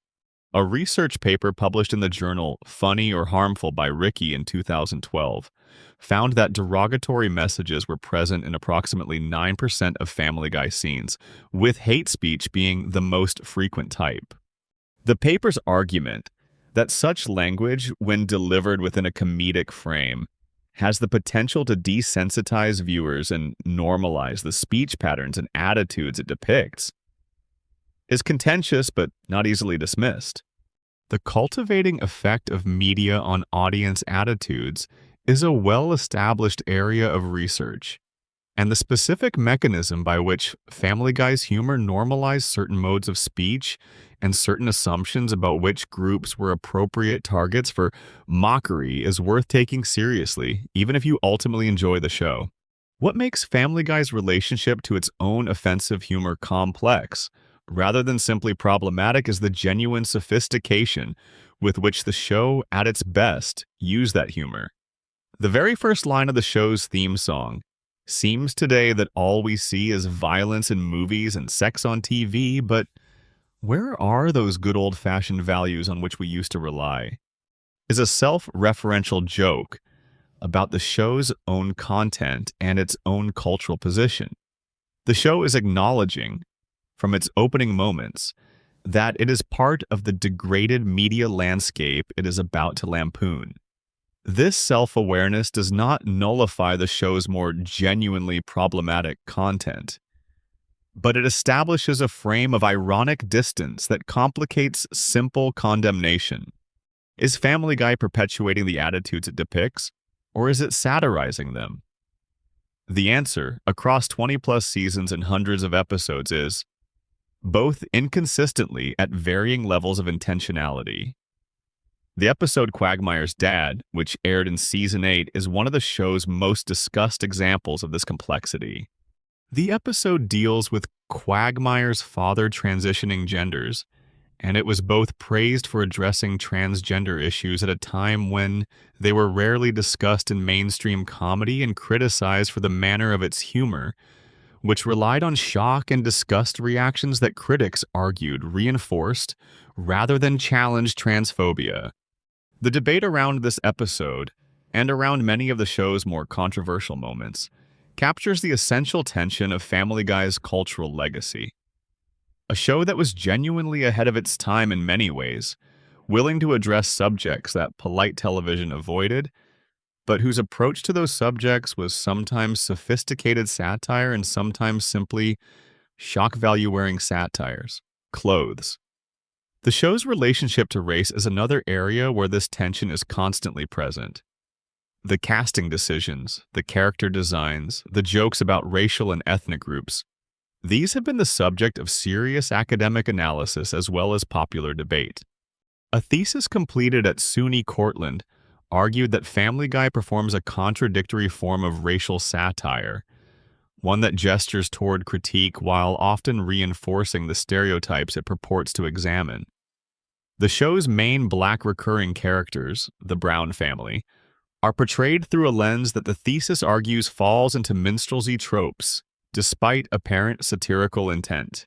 This criticism is specific and substantiated, and it points to a genuine limitation of the show's equal opportunity offensiveness doctrine. The idea that making fun of everyone equally neutralizes harm does not account for the fact that humor about different groups is not experienced equally by the people in those groups. These are complicated things to sit with. Family Guy at its best was genuinely, brilliantly funny. Family Guy at its worst reinforced attitudes that caused real harm to real people. Most long-running shows contain both of these things, but the specific scale of Family Guy's cultural reach, the number of people who absorbed it, the age at which they absorbed it, the regularity and intensity of that absorption, means that its best and worst are both worth examining seriously. The show that accidentally changed a generation changed it in some directions that were genuinely good and some directions that were genuinely not. What is perhaps most notable about the controversy legacy of Family Guy is how the show navigated the changing cultural climate of the 2 decades following its premiere.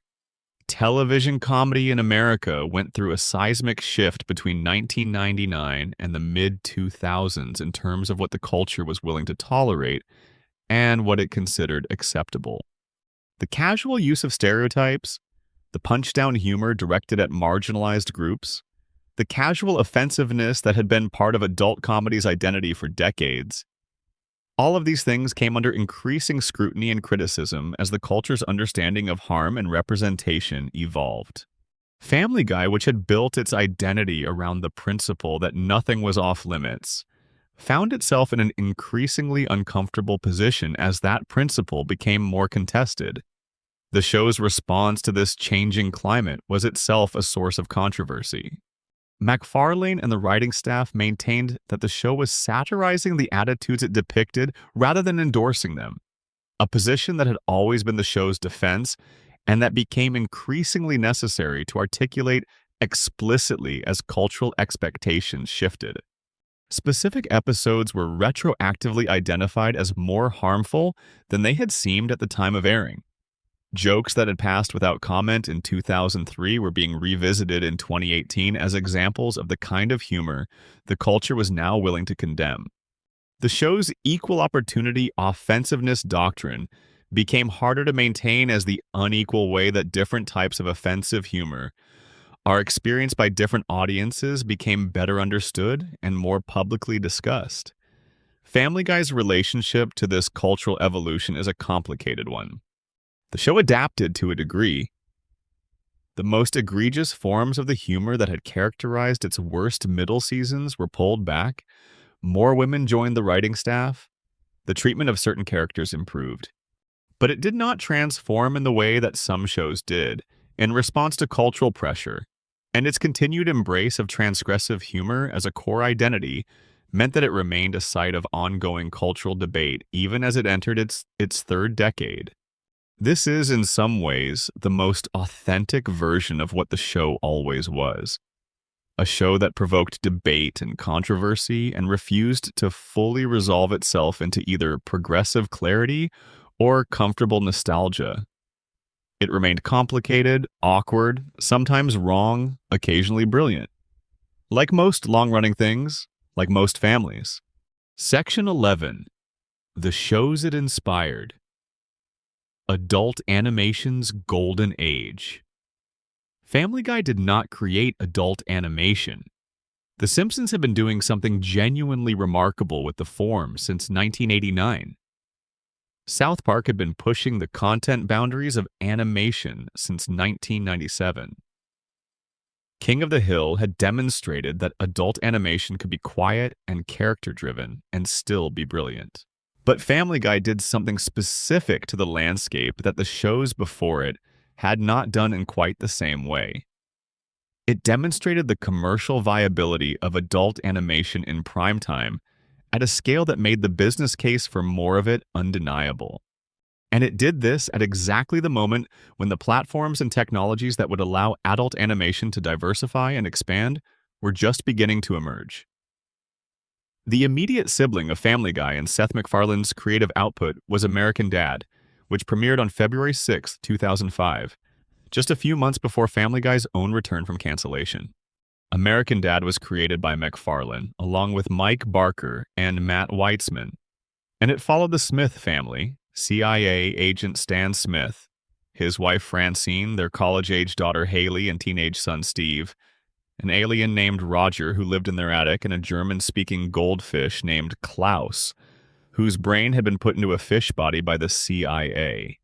On paper, it sounded like it was simply trying to replicate the Family Guy formula with a different political orientation.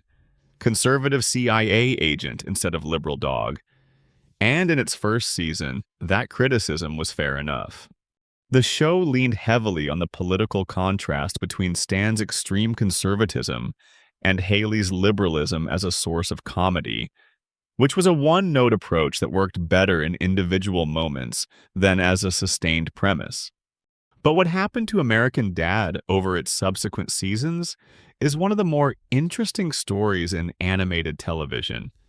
and it directly illustrates something important about Family Guy by contrast. American Dad got better. Consistently, measurably, demonstrably better. It developed its characters in ways that preserved their core identities while expanding their emotional range. Roger the alien, through his ability to adopt different personas and become entirely different characters from episode to episode, became one of the most creatively inexhaustible character concepts in all of animation. A single character that could generate an effectively infinite variety of comic situations, precisely because his identity was designed to be fluid. The show committed to actual storytelling rather than relying on cutaway gags as its primary comedic tool, which meant the writing room developed the muscle for sustained narrative that Family Guy was simultaneously atrophying through its growing cutaway dependency. The Cleveland Show, a Family Guy spin-off centered on Cleveland Brown that ran from 2009 to 2013, was a mixed legacy. Popular enough to justify 4 seasons, but generally considered a case where the spin-off never developed a distinctive enough identity to justify its existence separate from the parent show. McFarland himself has been candid about the fact that the show did not achieve what it was supposed to achieve, and its cancellation after 4 seasons was not surprising. Beyond the McFarland adjacent shows, Family Guy's success opened doors for a broader expansion of adult animation that eventually produced an era of remarkable creative diversity in the form. Bob's Burgers premiered on Fox in 2011 and represented a conscious rejection of several of the things Family Guy had been doing. Its humor was gentler, its characters were warmer, its stories were driven more by feeling than by gaze, and its family genuinely liked each other in a way that the later Griffins conspicuously did not. Bob's Burgers found its audience among people who wanted the comfort and familiarity of an animated family sitcom, without the mean edge that Family Guy and to some extent The Simpsons in its later seasons had developed. Its longevity, renewed through season 27 alongside Family Guy and the 2025 deal with Disney, suggests that the audience for warm animated comedy is as durable as the audience for sharp-edged animated comedy. The show that probably owes the deepest creative debt to Family Guy while also being the most explicit about what it was doing differently from Family Guy is Rick and Morty, which premiered on Adult Swim in 2013. Justin Roiland and Dan Harmon's show took the basic DNA of Family Guy, the odd couple pairing of an oblivious person and a more intellectually capable companion, the cutaway structure, the pop culture references, the transgressive content, and injected them with a level of scientific and philosophical ambition that Family Guy in its most self-aware moments sometimes reached for but rarely achieved. Rick and Morty was willing to let its characters be genuinely changed by what happened to them in ways that Family Guy consistently avoided through its commitment to the narrative reset button. It also deployed its dark humor with more evident ideological intent, using nihilism not just as a source of laughs, but as a genuine philosophical position that the show was interrogating rather than simply inhabiting. BoJack Horseman, which ran on Netflix from 2014 to 2020, took the animated adult comedy in an entirely different direction, toward a sustained, season-spanning narrative of addiction, depression, and moral failure that used the distance of animation to depict forms of human suffering that live action drama often handles with less honesty. BoJack owes something to Family Guy's establishment of the principle that animated characters can have genuine emotional depth and can be placed in genuinely dark situations without the cartoon format undermining the seriousness. But it pushes those possibilities much further and with much more sustained commitment to consequence. What all of these shows share is the inheritance of an adult animation landscape that Family Guy helped to create and define. The existence of a market for adult animated comedy in prime time is not natural or inevitable. It is the product of specific creative and commercial decisions made by specific people at specific moments that established and then continuously expanded the space for such content. Family Guy, through its initial run, its unprecedented revival, and its sustained commercial success across 2 decades, was one of the most important architects of that space. The shows that followed it, whether they resemble it closely or deliberately differ from it, exist in the world partly because Family Guy demonstrated that adult animation could be a durable, commercially viable, culturally significant category of entertainment. The adult animation landscape of the 2020s is vastly more diverse than anything McFarland could have imagined when he was drawing his pilot in his kitchen in 1998. Dozens of animated shows aimed at adult audiences now air across broadcast networks, cable channels, and streaming platforms, ranging from the warm gentleness of Bob's Burgers to the surreal philosophical heaviness of Adult Swim's most experimental output to the emotionally devastating depth of shows like Undone. Family Guy is not directly responsible for all of this, but it is part of the lineage. It is one of the shows whose success made studios and networks and streaming platforms more willing to bet on adult animation. And that broader willingness to bet on the form is why so many different kinds of adult animated stories now get made. The specific way Family Guy changed the economics of adult animation deserves emphasis because it is often overlooked in favor of discussions about the cultural and comedic influence. When the show was canceled in 2002 and then revived in 2004 based primarily on DVD sales and cable rerun ratings, it demonstrated something that the industry had not quite understood before. Animated shows, unlike live-action shows, do not necessarily degrade in value after their initial broadcast. The combination of low production costs relative to live action, the timelessness of animation as a visual medium, and the rewatch value of comedy means that an animated show's commercial lifespan can extend far beyond its initial run. Family Guy proved this more dramatically than any show before it, and the lesson was applied by every studio and streaming platform that came after. When Netflix began investing seriously in original animation in the 2000s with BoJack Horseman, and when Adult Swim expanded its animated slate significantly through the same period, the argument that animated content was worth substantial investment, that it could build and sustain audiences across multiple years and platforms, that its production costs were manageable enough to justify experimentation with unconventional formats and subject matter, was already established by Family Guy's track record. The show had proved the category was real. Everything else was an elaboration of the proof. Archer, the FX animated spy comedy that premiered in 2009 and ran for 15 seasons, owes a specific and acknowledged debt to Family Guy's influence on the animated comedy landscape.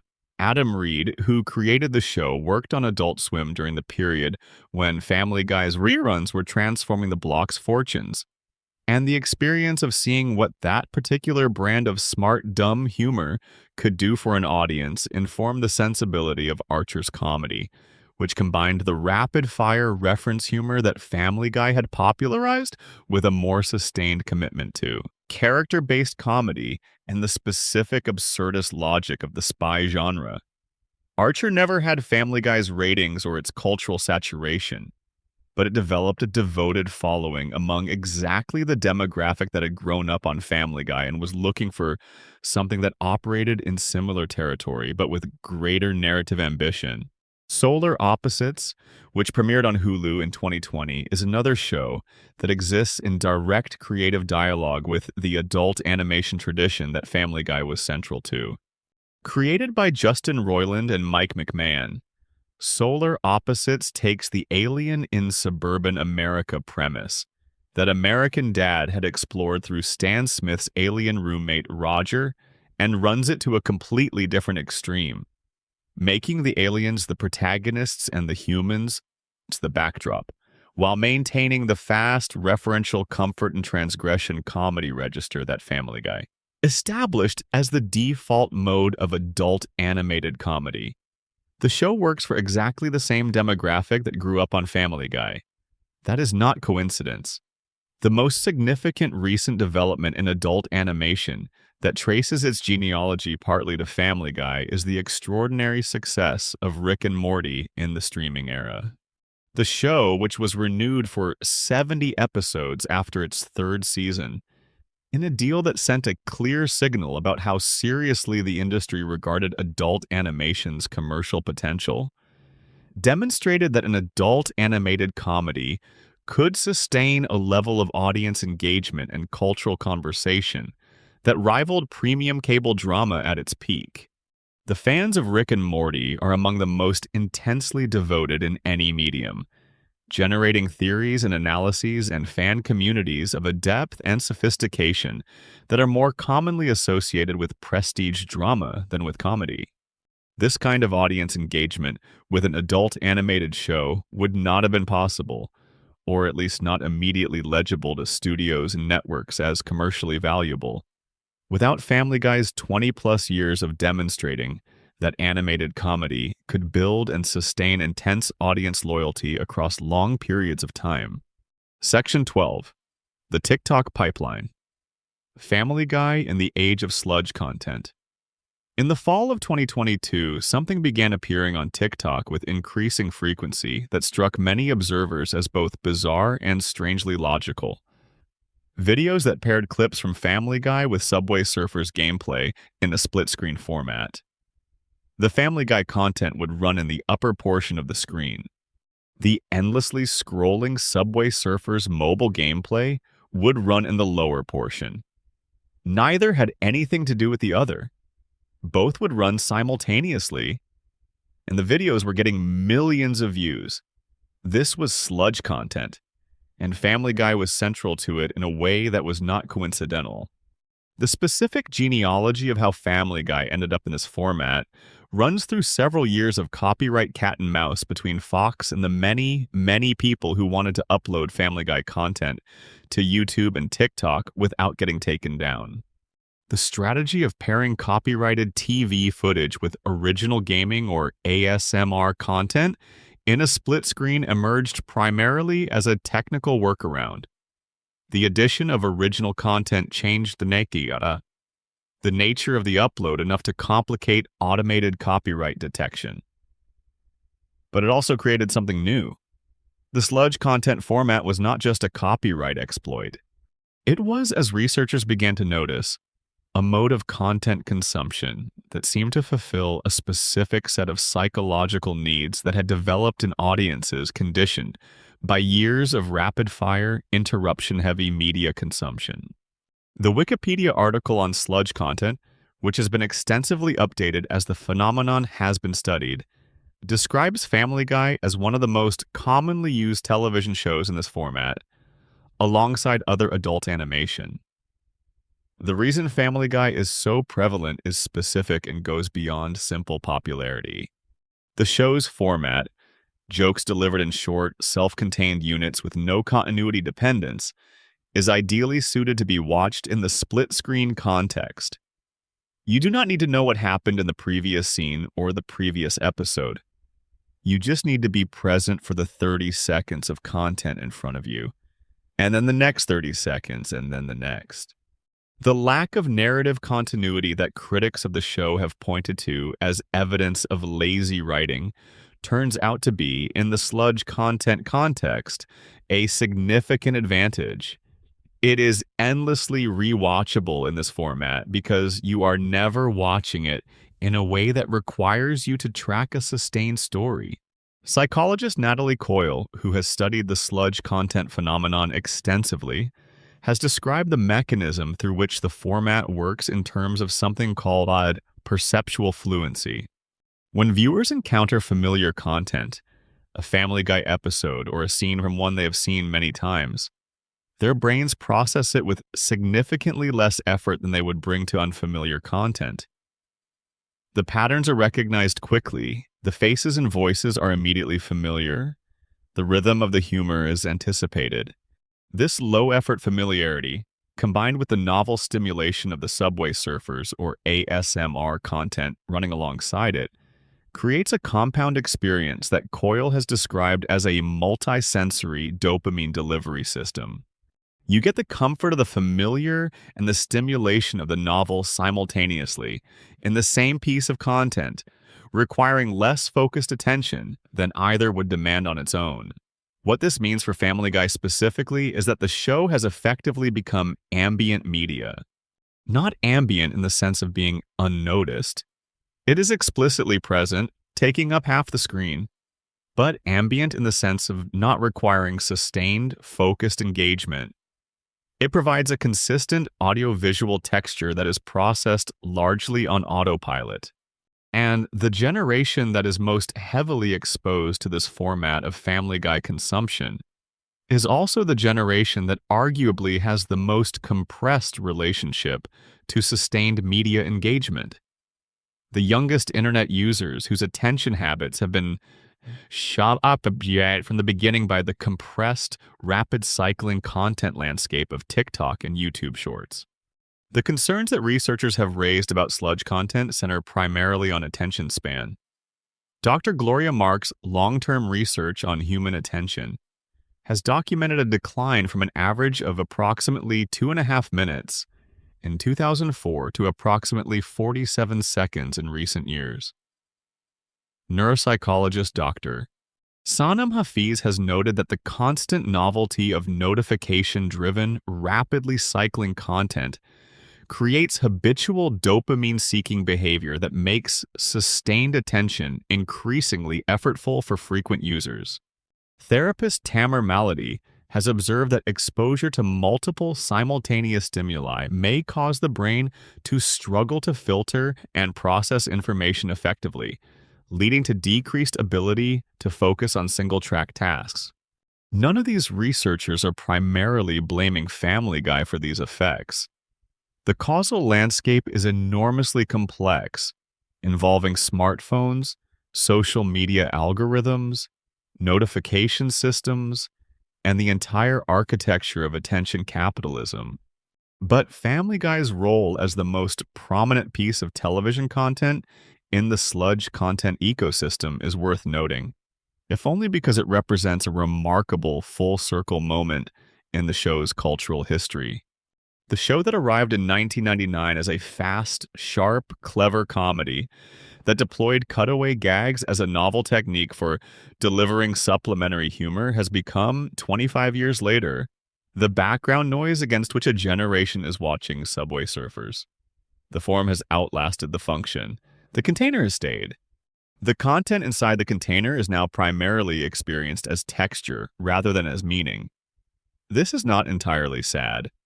There is something genuinely touching about the fact that a show that was canceled twice, that came back from the dead, that built itself a second life through late-night reruns and DVD sales and YouTube clip culture, has now found yet another mode of persistence in the sludge content ecosystem of TikTok. Family Guy has an almost biological ability to find the available niche and inhabit it. Whatever the current media ecology can sustain, the show seems to find a way to be part of it. And for the many people who grew up with it, hearing the theme song or Brian's voice or Stewie's accent play out of a phone speaker at 2 a.m. is not an interruption of their experience. It is, in its strange way, a comfort. The TikTok pipeline has also introduced Family Guy to people who would never have encountered it any other way. Younger Gen Z users and the oldest edges of what researchers are beginning to call Generation Alpha, born from the late 2000s and 10s onward, have encountered Family Guy primarily as a piece of sludge content material. For these viewers, the show's history, its cultural significance, its 2 cancellations and miraculous revival, the controversies that made it famous, the debates about its quality, none of that is part of their initial experience. What they know is the sound of Peter's voice and the rhythm of the jokes and the specific quality of the animation. They know it as a texture rather than as a text. Whether this is a degradation of the show's cultural meaning or simply another phase in its long, strange cultural life is a question that does not have a settled answer. What is clear is that Family Guy's presence in the current media landscape is still significant, still generating engagement, still reaching new people in new ways. The show that premiered to 22 million viewers in 1999 is now being watched by a fraction of that in its original broadcast. But it is also being experienced in forms and contexts that did not exist when it began by audiences that were not born when it started, through platforms that its creator could not have imagined. That is an unusual kind of longevity. And it speaks to something real about the show's specific qualities: the portability of its jokes, the universality of its characters, the sheer accumulated familiarity of its world, that made it available for all of these transformations without losing its essential recognizability. Section 13. Why we still come back. Nostalgia, comfort, and the late-night ritual. There is a very specific time of night when Family Guy is most correctly watched. It is not prime time. Prime time is too crowded, too bright, too full of purpose. Family Guy is for later. It is for the hour when the tasks of the day have been completed or abandoned, when the choice between sleeping and staying up has been definitively settled in favor of staying up, when the mind has released its grip on whatever it was gripping during the daylight hours and has softened into something more receptive and less demanding. It is for the television in the bedroom, the laptop on the couch, the phone screen in the dark. It is for 2-something in the morning, when you should absolutely be asleep, and you know it, and you do not care. Family Guy in that specific context is not just entertainment, it is a ritual. It is a particular form of permission to exist in a state of pleasurable uselessness, and the show is an ideal companion for that state. Part of why it works so well for late-night watching is structural. The episodes are 22 minutes long, short enough that watching one feels like a minor indulgence rather than a commitment. But the cutaway structure means that the episodes also feel even shorter than they are, because your attention is being refreshed frequently. The sense of time passing that comes with sustained narrative engagement does not develop the same way. You look up from the screen and 44 minutes have passed without it feeling like 44 minutes. You have watched 2 episodes, possibly 3. This is not an accident. This is a feature of the format, whether or not it was intended as one. But the deeper reason people come back to Family Guy, the reason that explains why it is still being watched by people who have seen every episode multiple times, who could probably quote most of the jokes before they arrive, is nostalgia in a form that is particular to this kind of media. It is not nostalgia for the show's quality exactly.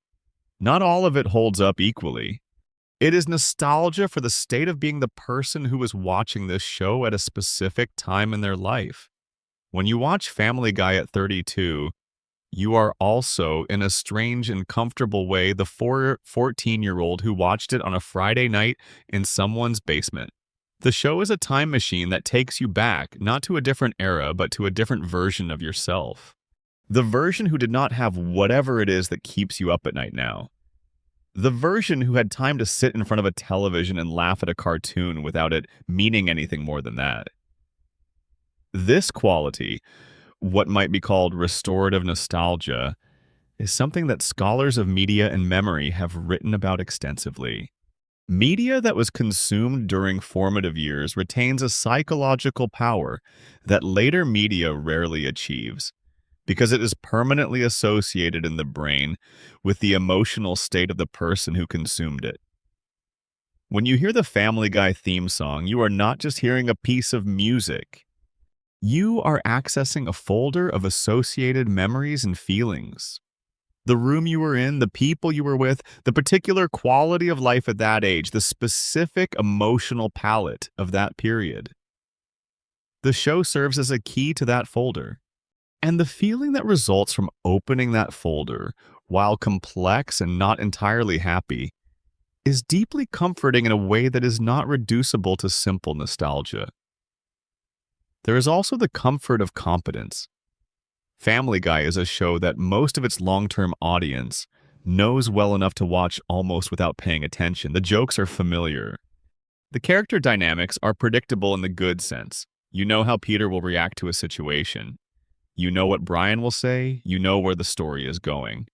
This predictability, which can feel like a weakness when you are thinking about a show as a piece of art, becomes a specific kind of strength when you are watching it as a form of rest.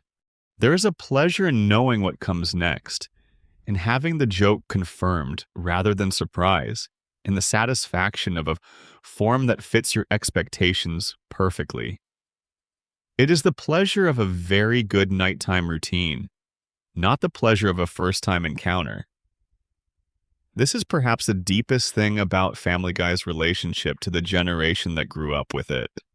The show is not primarily experienced by those people as art anymore. If it ever was, it is experienced as part of the rhythm of the rest. It is what is on when nothing needs to be on, when the background needs to be filled with something friendly and familiar, when the day needs to be closed down in the company of voices you know as well as your own. The fact that those voices belong to a family in a fictional Rhode Island town, that they are animated, that the humor they produce is sometimes brilliant and sometimes lazy and sometimes both in the same episode, none of that is the primary thing. The primary thing is the familiarity, the comfort, the specific quality of warmth that comes from returning to something that has been part of your life for as long as you can reliably remember. For a certain generation, the millennials who watched the original run, the elder Gen Z who found it on Adult Swim, the later cohorts who discovered it on streaming or YouTube or TikTok, Family Guy is woven into the texture of how they experience late-night rest and relaxation in a way that no amount of critical analysis fully captures. You can tell someone that the show's later seasons declined in quality, and they will nod because most people who watch the show know this already. You can explain the sludge content phenomenon, and they will recognize themselves in the description. You can trace the cultural impact, and they will see it. But none of that changes the fact that when the theme song comes on at a certain hour, there is something that happens in the body and the mind of someone who grew up with it that is not entirely about the show. It is about everything the show was there for. The nights it was on, the version of themselves they were when they were watching it, the particular quality of those hours, which are now past and cannot be retrieved except in the approximate, time-shifted form of watching the same thing again and feeling the echo of who you were when you watched it the first time. The emotional texture of Family Guy nostalgia is specific in a way that is worth trying to describe precisely. It is not the same as nostalgia for The Simpsons, which carries with it a different kind of weight. The Simpsons nostalgia tends to be more publicly performed, more tied to the show's status as a certified classic, more about belonging to a generation that watched a genuinely brilliant thing. Family Guy nostalgia tends to be quieter and slightly more private. It is mixed in many people with an awareness that the show was not always brilliant, that the later seasons were often not good, that some of what you absorbed from it in those formative years was genuinely problematic. The nostalgia coexists with ambivalence. Both things are true simultaneously. The show shaped you in ways that are traceable, and the show was also not always what you might wish it had been. Living with that complexity is actually part of the cultural experience of being someone who grew up with Family Guy. This quality of complex attachment is, in its own way, quite interesting. Media that generates purely positive nostalgia, uncomplicated warm feelings untouched by doubt, tends to be media that did not engage with anything real or difficult in the first place. Family Guy engaged with things that were real, even when it engaged with them imperfectly or clumsily, or in ways that generated harm alongside humor. The complexity of the show is why the nostalgia is complex. The marks it left were real marks, and real marks have texture. There is another dimension to the nostalgia that deserves attention: the specific social texture of watching Family Guy in its original era. Most of the people who grew up with the show did not watch it alone, at least not exclusively. Family Guy was a social experience. It was the show that you and your friends quoted at each other constantly until the people around you who did not watch it felt faintly excluded by the references. It was the show you put on at sleepovers. The show that someone's older sibling had the DVDs of and would let you watch on a Friday night when the parents were not around. The show that occupied a specific place in the social geography of adolescence, which is a place defined almost entirely by shared references and the feeling of being part of a group that gets the thing that other groups do not. Shared humor is one of the most powerful social bonding mechanisms available to adolescents because adolescence is a period when the construction of identity is still actively underway, and shared taste is one of the primary materials from which that identity is built. You are funny in the way your group is funny. You reference the things your group references. You share the aesthetic of your group's comedy as a way of declaring and reinforcing your membership in that group. Family Guy was, for the generation that grew up with it, one of the dominant providers of the raw material for this kind of social bonding. The catchphrases it generated, and it generated an enormous number of them, were deployed in hallways and classrooms and group chats, and later on Twitter and Instagram as a continuous background hum of shared reference that said, "We grew up with the same things. We know the same jokes. We are from the same place." The generational aspect of this is worth underlining. Family Guy jokes land specifically for people who watch the show at the right age. They do not have the same effect on people who encountered the show later in life because the timing has passed. Humor that forms part of your social language during adolescence has a different quality from humor you discover as an adult. The adult discovery is pleasurable, sometimes genuinely delightful, but it does not attach to the identity the way the adolescent discovery does. The Family Guy references that millennial and elder Gen Z people deploy in conversation are not just jokes. They are something closer to dialect. A way of speaking that says, "Here is where I come from. Here is what was in the air when I was becoming whoever I am." For parents in that generation who are now old enough to have children of their own approaching adolescence, Family Guy presents an interesting question. Do you let your kid watch it? You watched it at their age. You think maybe that it was fine. You turned out okay, didn't you? But you also carry the ambivalence about what you absorbed from it. The awareness that some of its humor did not age well, the understanding that the show's relationship to race and gender and disability is more complicated than the simple equal opportunity defense allows. You find yourself in the position of your own parents, who were not entirely comfortable with you watching it. And you wonder what the right thing to do is, which is a wonderfully ordinary form of cultural transmission. The generation shaped by a thing being uncertain about whether to pass it on and passing it on anyway, because that is what generations do. The show is still running. Season 23 premiered in February of 2025. The renewal deal announced in April of 2025 will take it through season 27 and the 2028 to 2029 television season, coinciding with the show's 30th anniversary. 30 years. A show that was canceled twice that came back from the dead through mechanisms nobody had previously used to revive a canceled show is going to reach its 30th anniversary still in production. It will have aired by that point more episodes than most people who started watching it in 1999 can individually count. The generations that grew up with it will be in their late 30s and 40s and 50s. Their children will have grown up with it too, or will have encountered its fragments on platforms that did not exist when it began.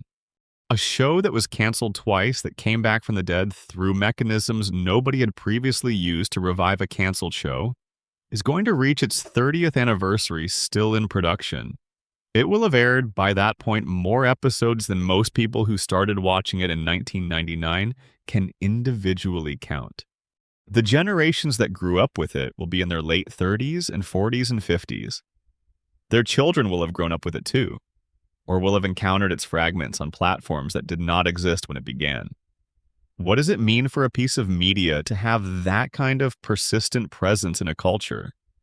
It means something different from simple popularity. Popular things come and go. They get replaced by new popular things in the natural cycle of cultural attention. Family Guy's persistence is different. It is not maintained by continued excellence or by the excitement of something new. It is maintained by the accumulated weight of everything it has already been to the people who already know it. The 30th anniversary will not be celebrated because the show is still making its best work. It will be celebrated because what it already was to an enormous number of people was real and lasting and irreplaceable, and no amount of subsequent quality decline can undo the weight of what it already deposited in the cultural memory of the generation it raised. That echo is what Family Guy is finally, for the generation it accidentally changed. Not just a show, not just a set of characters or a comedic style or a cultural influence. An echo, a key to a drawer that contains all the hours that were spent in its company, all the rooms and all the people, all the versions of yourself that were laughing at a cartoon about a round-headed man in Rhode Island who meant well and got things wrong and somehow, despite everything, kept the lights on for his family. The show that began in 1999 as a drawing on a kitchen table in California, born from a thesis film made by a student in Providence, derived from 2 short animated films made on almost no budget by a kid who had been drawing since he was 2 years old. It ran for decades. It changed the industry. It shaped a generation's sense of humor. It became ambient. It became infrastructure. It became the sound of a certain hour of the night. It is a strange legacy for a show that began as a 24-year-old's kitchen project. A strange legacy for something that was canceled twice and brought back by the unexpected power of DVD sales. A strange legacy for a piece of animation that was dismissed as derivative, that was mocked for its format, that was protested by watchdog groups and complained about in Venezuelan parliament. And yet here it is, still running, still watched, still generating new viewers and new formats on new platforms. Still somehow part of how a generation understands what rest feels like, and what humor sounds like, and what the late hours of an ordinary night can hold. A show does not accidentally change a generation without having something genuinely in it. Some specific quality, some warmth, or strangeness, or intelligence, or heart, that lodges itself in the people who encounter it at the right age and stays there. Family Guy had all of those things in varying proportions at varying moments in its long run. And they stayed. Long past the time when the show itself was at its best. Long past the cancellations and the revivals and the format changes and the controversies and the declining ratings. Long past the cutaways and the YouTube clips and the TikTok sludge. In the people who were the right age at the right time, the Griffins stayed. They are still there now. And if you have made it this deep into this video, if you have listened to all of this and the night is a little further along than when you started, then you already know what I mean. Because the show was there when the night needed filling. And this video was here too. And that is enough for tonight. If this video settled you in or gave you something to fall asleep to tonight, please take 1 second and subscribe. It genuinely keeps this channel going, and it means I can keep making long, detailed, careful videos about the cultural things that shaped us. We put a lot of time and thought into everything here at Uncle Guy Lore, and your subscription is the thing that makes it possible. Thank you for being here. Sleep well. See you in the next one.